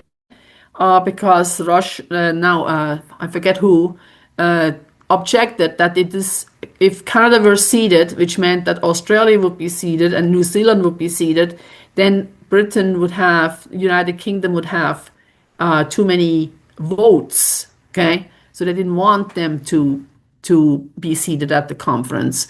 However, the Canadian Prime Minister, I think it was Borden, if I'm not mistaken, okay, he argued that Canada had lost many soldiers in the war and therefore had a right to be seated. Of course, the countries of Austria-Hungary, Germany, Bulgaria, and the Ottoman Empire were not allowed to attend the conference. Think about that. So, okay. So the victorious allies set the peace terms for the defeated Central Powers. This was still dominated by the leaders of Britain, France, United States, and Italy.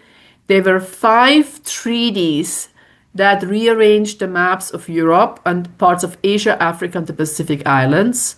And they also imposed financial penalties. Okay, because Germany, Austria-Hungary, Turkey, Russia were not given a voice in the deliberations. That later gave rise to political resentments that lasted for decades, of course. Okay, and the arrangements made by this conference are considered one of the greatest watersheds of 20th century geopolitical history, which would then lead to World War II. So the topics ranged from prisoners of war to undersea cables to international aviation to responsibility for the war. Okay, the Treaty of Versailles, which is the treaty that specifically dealt with Germany, had 15 chapters and over 440 clauses. Okay, and Russia was not invited to attend because they had already concluded a peace treaty with the Central Powers in the spring of 1918. And these are the 5 major treaties, which we're not going to go all into, but only the last one, okay?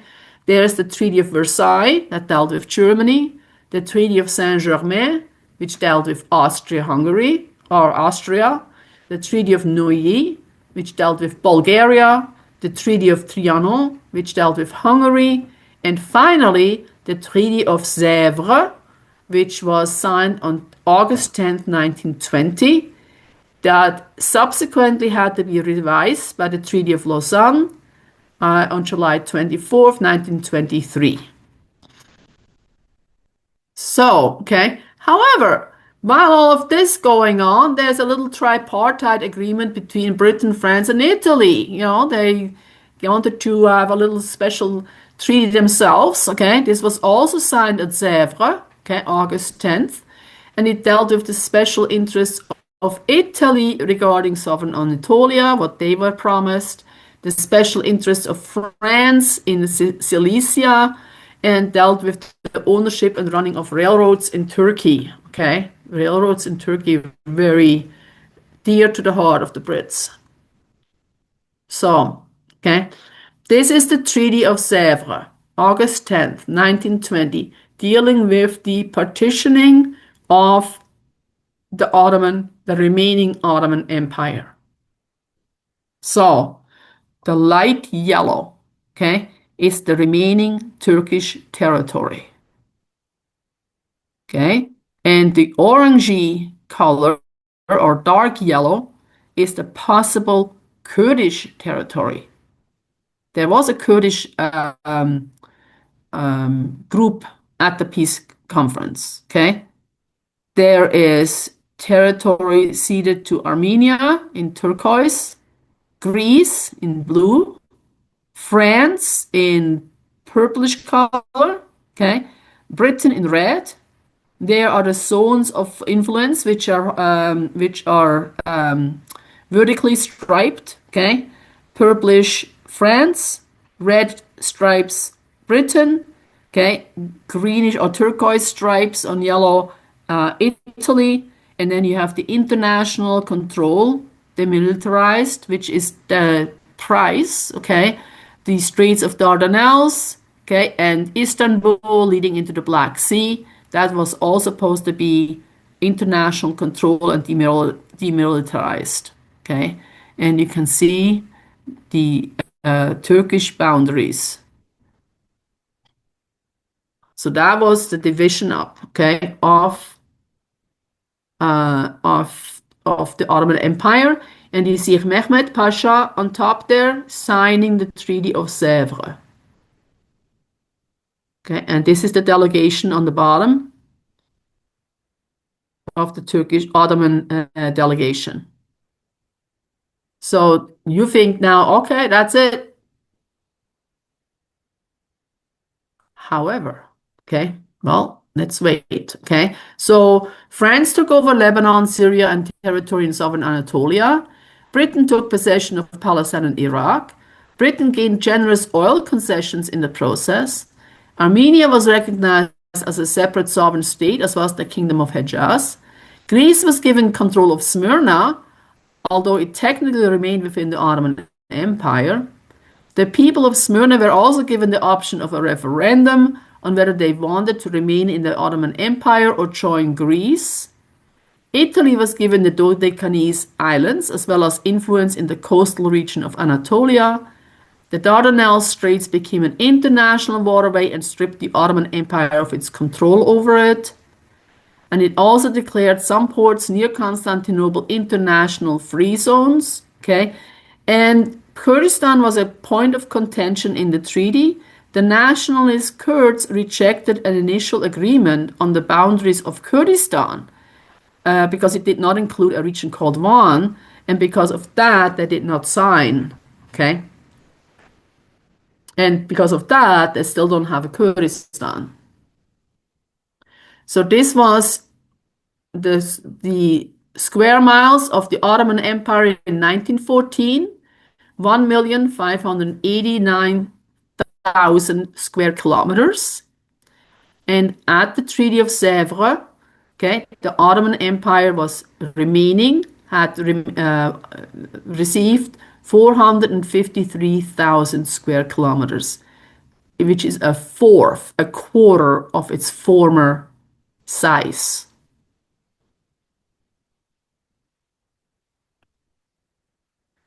So the Allies also took control of the Ottoman Empire's finances. They approved and supervised the national budget, implementing financial laws and regulations, and totally controlled the Ottoman Bank. Now, this is the Ottoman government bank, okay?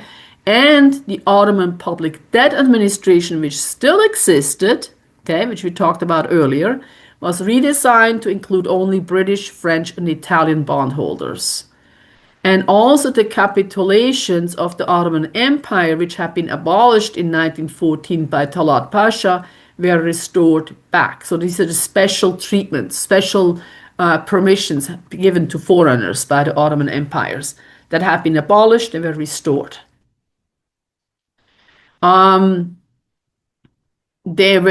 They had to grant freedom of transit to people, goods, vessels, etc., passing through its territory. Goods in transit were to be free of all customs duties, again, depriving the Ottomans of income. Future changes to the tax system, the customs system, internal and external loans, import and export duties, and concessions would need the consent of the Financial Commission of the Allied Powers to be implemented. And in order to prevent Germany become settled in the Ottoman Empire, okay, the treaty demanded the empire to liquidate the property of citizens of those countries living within its territories. So any German who had a house in Anatolia, for example, and that was taken away. Okay. And the public liquidation was to be organized by the reparations committee. And I meant to look up on who was on the reparations committee, but I ran out of time. Okay. And the property rights of the Baghdad Railway were to pass from German control to the Allied control. The Ottoman army was to be restricted to only 50,000 men. The Ottoman navy could maintain only 7 Slavs and 6 torpedo boats. The Ottoman Empire was prohibited from creating an air force. The treaty concluded an inter-allied commission of control and organization to supervise the execution of the military clauses. The treaty required determination of those responsible for the Armenian genocide. Okay. The Ottoman Empire was to ensure equal rights between Muslims and non-Muslims, return deportees to their homes, and restore property which was previously confiscated, and all conversions to Islam since November 1st, 1914, were to be annulled. So you were not allowed to convert to Islam. Or if you had, that was now annulled. So the Kurdistan region, which included Mosul province, was scheduled to have a referendum to decide its fate. Okay, and there was no general agreement among the Kurds on what the borders of Kurdistan should be. The outlines of Kurdistan as an entity had been proposed in 1919 by Zarif Pasha. He represented the Society for the Elevation of Kurdistan at the Paris Peace Conference. And so they wanted to, the darker color green was the proposed boundaries of independent Kurdistan. And then the light green area, they were supposed to give a choice to join the independent Kurdistan. And the area that was disputed is up here by Lake Van. Okay, that was supposed to be part of Kurdistan as well. Turned out to become Armenia. And you can see Armenia is right here. So that was proposed, and because they never signed it, okay, they never agreed, then they never got a nation. So as a result of the treaty, these terms obviously stirred hostility and fostered Turkish and increased the sentiments for Turkish nationalism. Interestingly enough, the treaty's signatories were stripped of their citizenship by the Grand National Assembly, which was led by Mustafa Kemal Pasha. And the treaty was never ratified by the Ottoman Parliament in Istanbul. They always refused to sign this Treaty of Sèvres that was set up at the peace conference in Paris. So this treaty ignited the Turkish War of Independence. And there was a crisis, okay, the Chanak crisis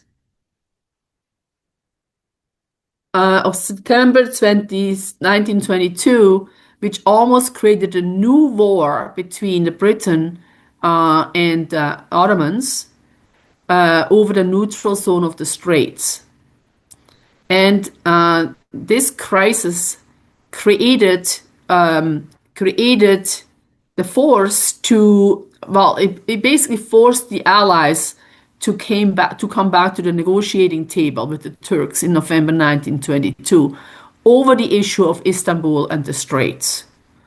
So there was a new treaty, okay, because the Ottoman government, okay, under the leadership of Mustafa Kemal Pasha at this time, okay, refused to acknowledge the Treaty of Sèvres.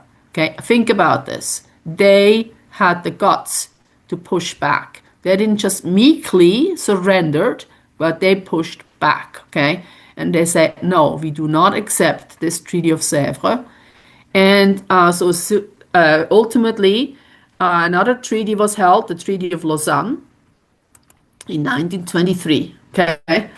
Um, so the Treaty of Versailles was signed by the German Empire before the Treaty of Sèvres and annulled all German concessions in the Ottoman sphere, including economic rights and enterprises like the Berlin-Baghdad Railroad. Okay.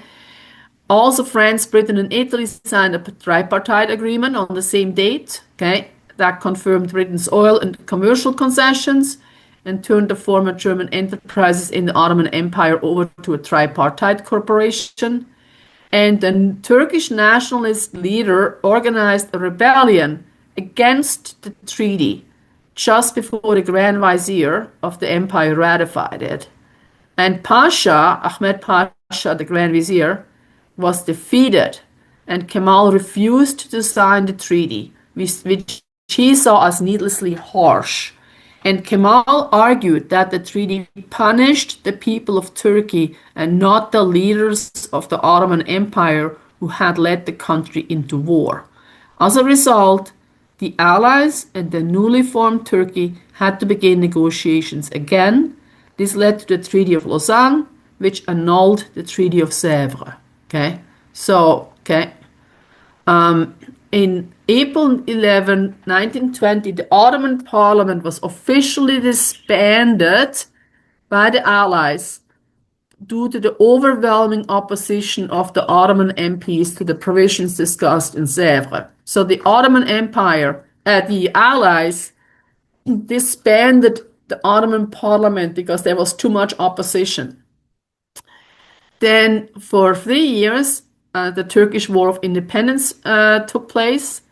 And on April 23rd, 1920, was the establishment of the Grand National Assembly of Turkey by Mustafa Kemal Pasha, also known as Ataturk, which means father of the nation, father of Turkey, and his followers, including former MPs of the closed Ottoman Parliament.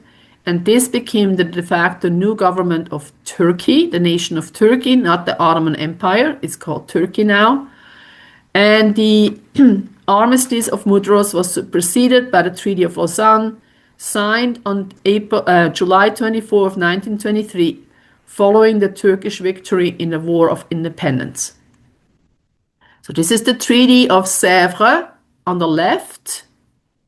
This is the Treaty of Lausanne on the right. So, as you can see on you see the red dotted line on the left around the straits, and Constantinople, is supposed to be the international border, kind of, and then you see also the whole area of Kurdistan, Armenia there. So big difference between the two. So this final treaty concluded World War I. It was signed on July 24th, 1923 by representatives of Turkey on one side and by Britain, France, Italy, Japan, Greece, Romania, and the Kingdom of Serbs, Croatia, and Slovenia on the other. And the treaty was signed at Lausanne, Switzerland after a 7-month conference. It took 7 months because at one point the Turks walked out. The treaty recognized the boundaries of the modern state of Turkey. Turkey made no claim to its former Arab provinces and recognized British possession of Cyprus and Italian possession of the Dodecanese.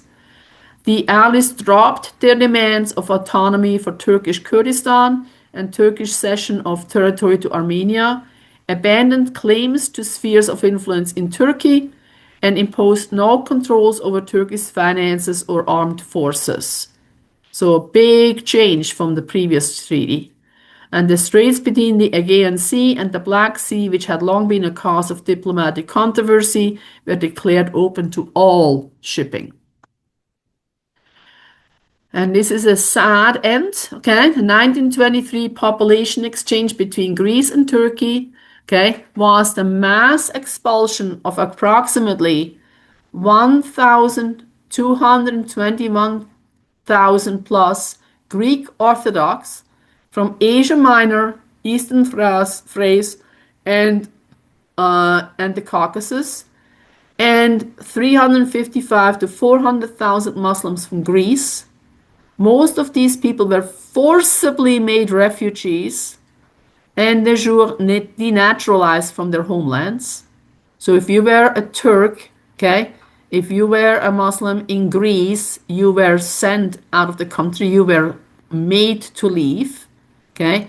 If you were Greek Orthodox in Turkey, okay, you were made to leave. And this terrible, okay, thing came from the Convention concerning the exchange of Greek and Turkish populations signed in Lausanne, Switzerland on January 30th, 1923 by the governments of Greece and Turkey. And there's a film account called The Great Population Exchange. It's a film by Eziel Okal, and I'm meaning to watch that. So, no, we're not done. What happened? Oops, hold on. That's weird. Okay. Okay. Um, okay. And this is the final map. And okay. And this is just the slide of Mustafa Kemal Atatürk, who became the president of Turkey between 1923 and 1938. And it is to him that Turkey really has to give honor for establishing a nation. He was the Turkish field marshal. He participated in the defense of Gallipoli during World War One. He was a member of the Committee of Union and Progress and the Young Turks. Okay. And he served as its first president from 1923 until his death in 1938. He led sweeping reforms which modernized Turkey into a secular, industrializing nation. He led the Turkish national movement, which led an anti-colonial resistance against Turkey's partition among the victorious Allied powers. He initiated political, economic, and cultural reforms to build a republican and secular nation state. He made primary education free and compulsory. He opened thousands of new schools all over the country. He introduced the Latin-based Turkish alphabet. He gave equal civil and political rights for Turkish women. He created the policy of Turkification, trying to create a homogeneous, unified, and above all, secular nation. He attempted rapprochement with Iran, Yugoslavia, Iraq, Greece. He helped create the Balkan Pact that resisted the expansionist aggressions of fascist Italy and Tsarist Bulgaria during the interwar period of the 1930s. In 1934, the Turkish parliament granted him the surname Atatürk, which means father of the Turks, in recognition of the role he played in building the modern Turkish Republic. And I want to give a big thank you to Martin Sief for providing invaluable insight, how the repercussions of this story are still felt today. That's his book there. And I also recommend the reading of the EIR, Laura Palmerston's Multicultural Human Zoo, which details the Young Turk movement, the bad Young Turk movement. And this is some of my biography. There's a lot more. And that's the end. Thank you for listening. Thank you, Magdalena. That was a behemoth. What a resource you've just created. No, this is fantastic. Thank you I so told much. you it was going to be, I had 300 slides and Yeah, I believe you. I mean, this is it's a huge can of worms you took on. This is very impressive. So thank you so much for laying this out in all of its complexity. I think a transcribed version maybe. I'll try to get that done. I've got a contact who's willing to do transcriptions. that could infuse also a lot of the imagery from your slides would be a really nice thing to have access to, and maybe even publish as a booklet. Frankly, it's so good. So, quick question for you. So, Ataturk, you were telling me that he originally had some shady connections with the Young Turks, possibly even participating in the Armenian genocide, but we don't know. I don't know if that's the Yeah, case. I kind of retracted on that, okay? Okay. Because yeah, I mean he was a member of the Committee of Union and Progress, that's Mm, for sure. That is established, okay? I don't know how big his friendship was with the Pashas, mm. the three Pashas, okay? Anyway, because of what he did later, I tend to think that maybe not. He was not involved in the Armenian genocide. I mean, it Okay. kind of contradicts what he's doing later on. Mm-hmm. I mean, people change over years, right? Mm. It's possibly that maybe, I don't know. Okay, let's not. Yeah, we won't jump to I'm just conclusions. going to say, no, I don't know. Okay? Yeah, that's good. And Okay. overall, would you say that he's kind of like a did he have like a no Nasser who also actually had some Muslim brother in Nasser's case it was Muslim Brotherhood connections early on, and then he broke with that and made enemies of his former allies. They thought they could handle him, but then he broke and showed his true colors as somebody who actually had a vision.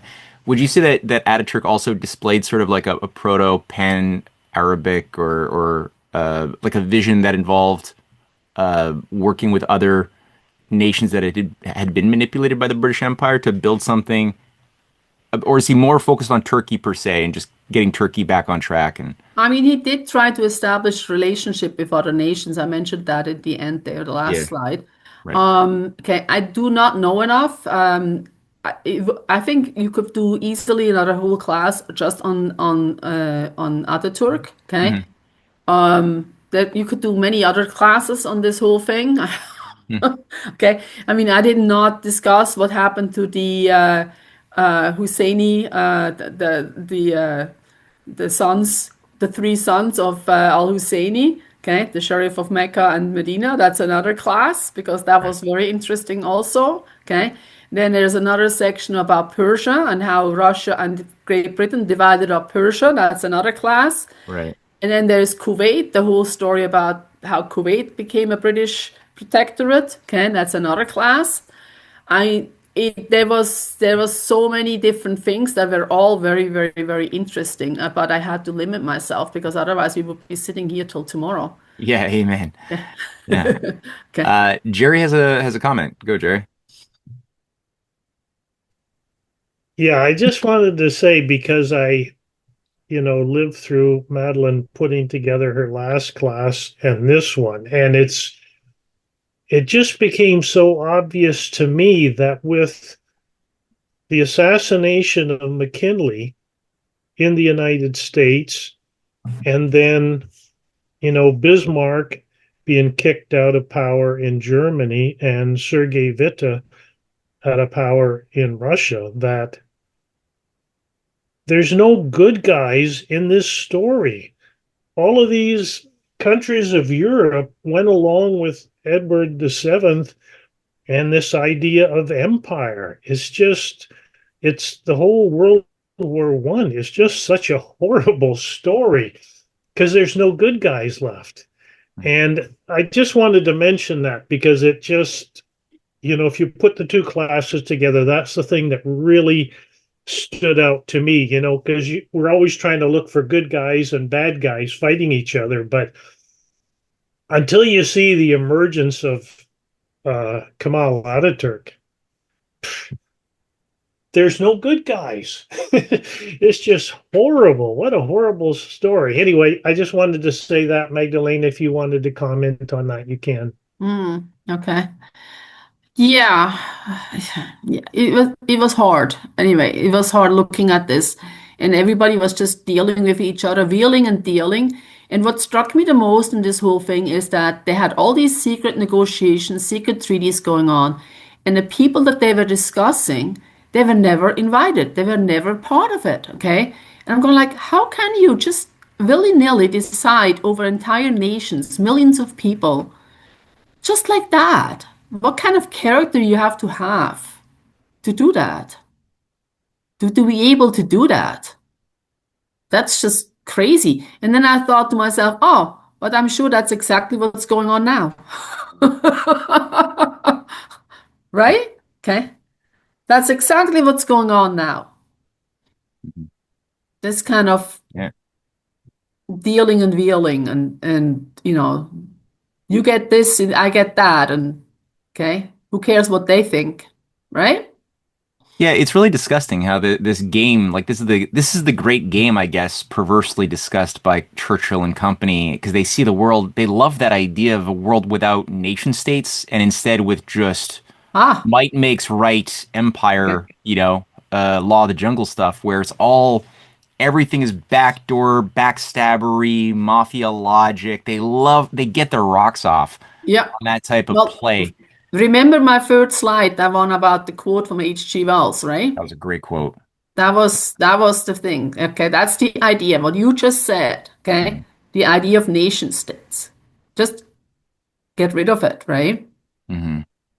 Right, where H.G. Wells called out that this is a battle, a war to destroy ideas. This is about Yep. not about anything but that. And that's so it's so rare to get these assholes speaking so clearly and candidly. So I love that you pulled out that quote as a theme and left it open. Like what was the idea that Yeah. he's talking about that he's not explicitly saying, but that's implicitly it. Um, very good. Stephen, you gotta go for it. Oh, thanks, thanks, Matt. Magdalena, wonderful lecture. Thanks so much. I really enjoyed it. So much to absorb and take in. Um, in the broader picture today, one of the things I've never really wrapped my head around is the whole reason for Israel and why it behaves the way it does, or seems to behave the way it does. So, in terms of I think it was the De Brunson report. Is there any indication that the Cecil Rhodes Group writ large, the secret society, and the Rothschild element of that was influential in the Brunson report? Because I'm wondering if the aspect of that regarding Palestine arose on its own, or was that an intentional precursor to the Balfour Declaration? Well, I do think that Balfour was somehow peripherally involved. I mean, I saw the list. I put the list there of who were all the people in the Bunsen report, right? And obviously, they all had their expertise in some field or other. I do not know exactly, and I couldn't go in and delve into further into specifics on that because I didn't want to open up that can of worms. Okay, because there were so many cans of worms already slithering all over the place. But that's again and again that's another class, right? So yeah, this is more like a thought about how this whole thing developed and how it came to be. Because people always talk about Sykes-Picot, Sykes-Picot. Sykes-Picot was that much of the whole story, right? Okay.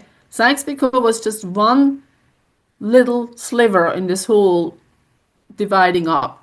And okay, nobody ever talks about the Husseini McMahon correspondence, which contradicted the Sykes-Picot. Okay, I mean, I hope I showed that these two things happen at the same time. And nobody can tell me that the British government didn't know what one was doing and what the other one was doing. There's no way, okay, that they didn't know. And so for these two things to happen at the same time, and then okay, the Arabs basically were just completely played, and I think that's still the resentment today, up today. Okay, they were played, and that's of course that's something that proud people do not forget. Thank you. Hmm. Yeah, well said. Um, William, did you William want to share any of those thoughts? I know, yeah, you're sharing some observations. Did you have anything you'd like to throw out there?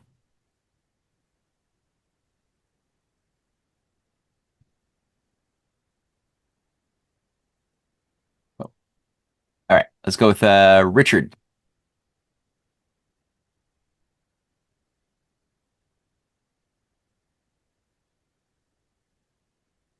Me? Oh, what?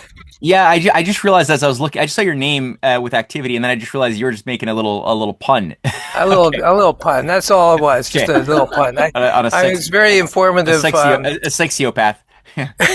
Yeah, it was brilliant, brilliant, and it filled in a lot of data around that. I had no idea some of what you were talking about, Magdalena. It was brilliant, brilliant, absolutely brilliant. Thank you. Yeah, I thought another class could be the peace conference in Paris. I mean that thing. When I saw the picture of all these hundreds of people in that room, okay, and I thought, how is it ever possible to come to any understanding, okay? Because I used to be a teacher, right? And I know how teachers can be contentious among each other in a meeting, okay, with a dozen of them, okay, and I cannot see how all these people come to a reasonable conclusion, okay, about this whole war. And then I was wondering, okay, so why are all these nations there? Why is Hawaii there? Haiti, sorry.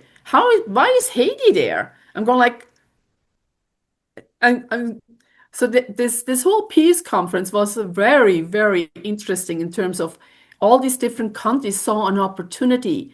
I think the word leaked out, okay, that the world is getting rearranged, and everybody came to Paris to get their slice of sliver of the cake. Okay, the world is being rearranged.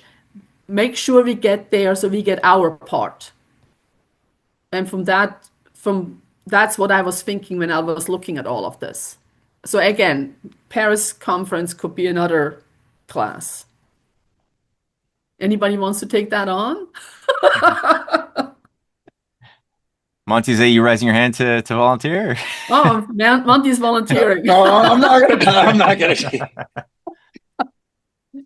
Yes, Magdalena, thank you so much. I mean, it's absolutely fascinating to get back into this history. I just happened to this morning to even go back further to the early 16th century when a guy named Albuquerque out of Portugal went down, and his role under the King of Portugal, and I guess with the blessings of King Leo, was to destroy Mecca.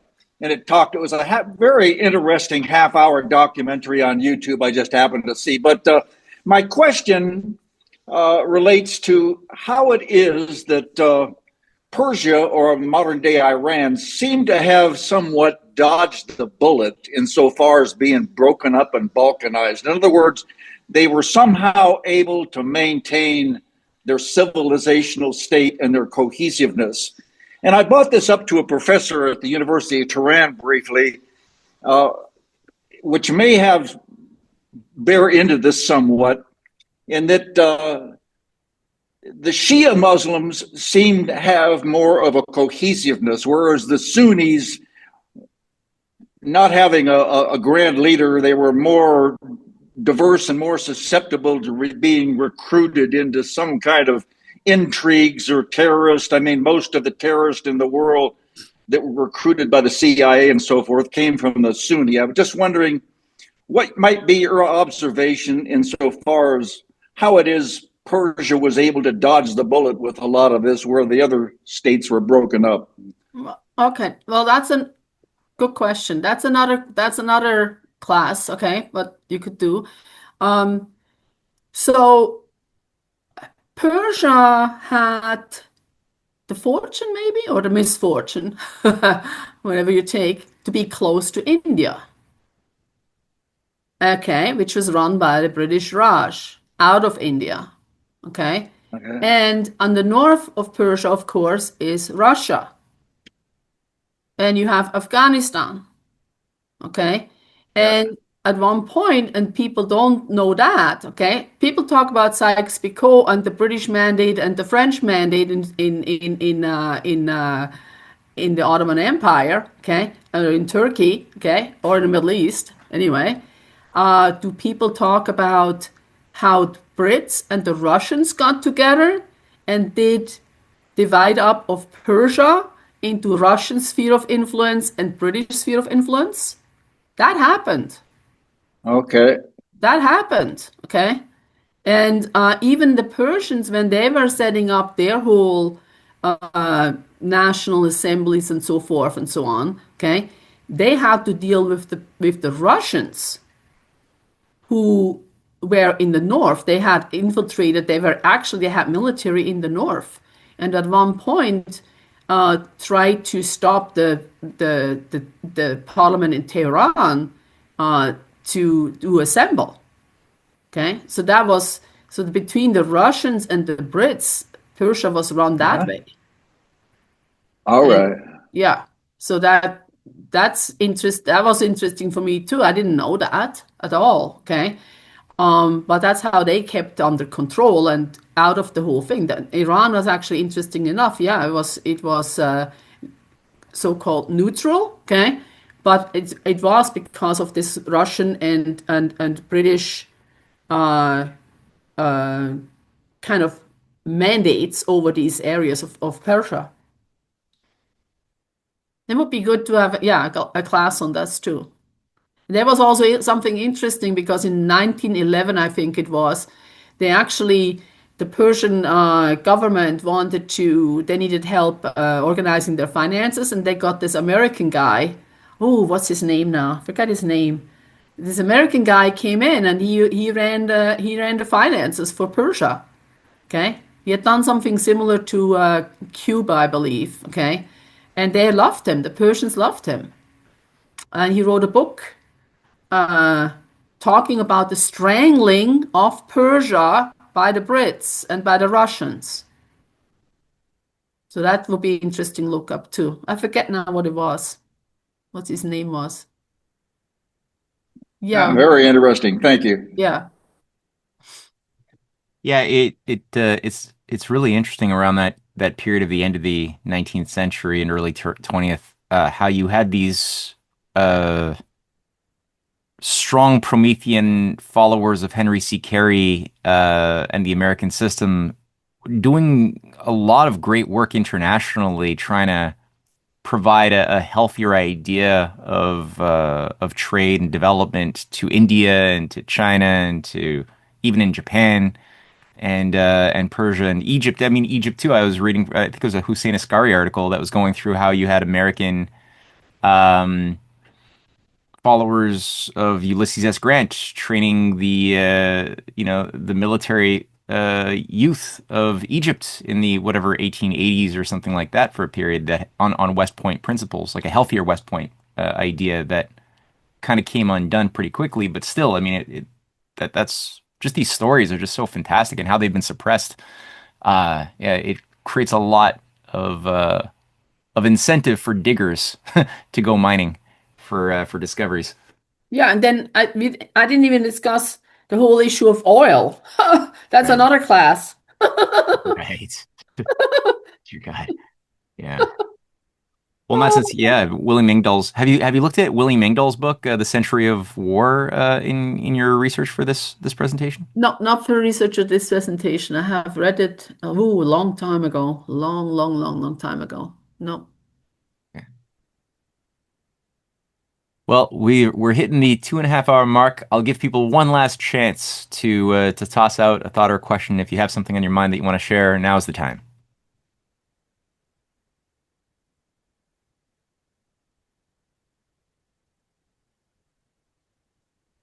Again, a big thank you to my husband for helping me keep my sanity.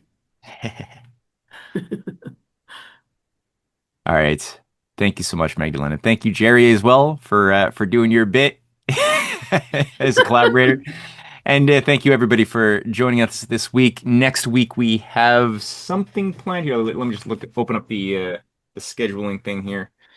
I think we got Tony Gosselin. That's right. Former mainstream British journalist Tony Gosselin, who has he went with his conscience when the choice came and has been doing great work. And he's going to do a class on the infamous meeting of La Maison Rouge and the creation of the Bilderberger group itself vis-a-vis a discussion in 1944 between high-level figures around Himmler, the British and American deep states who all arranged to create a new strategy for a fascist international that would be organized by things like La Cercle, the Pinet-La Cercle group, and that became very quickly the Bilderberg group. So anyway, that's going to be next Sunday.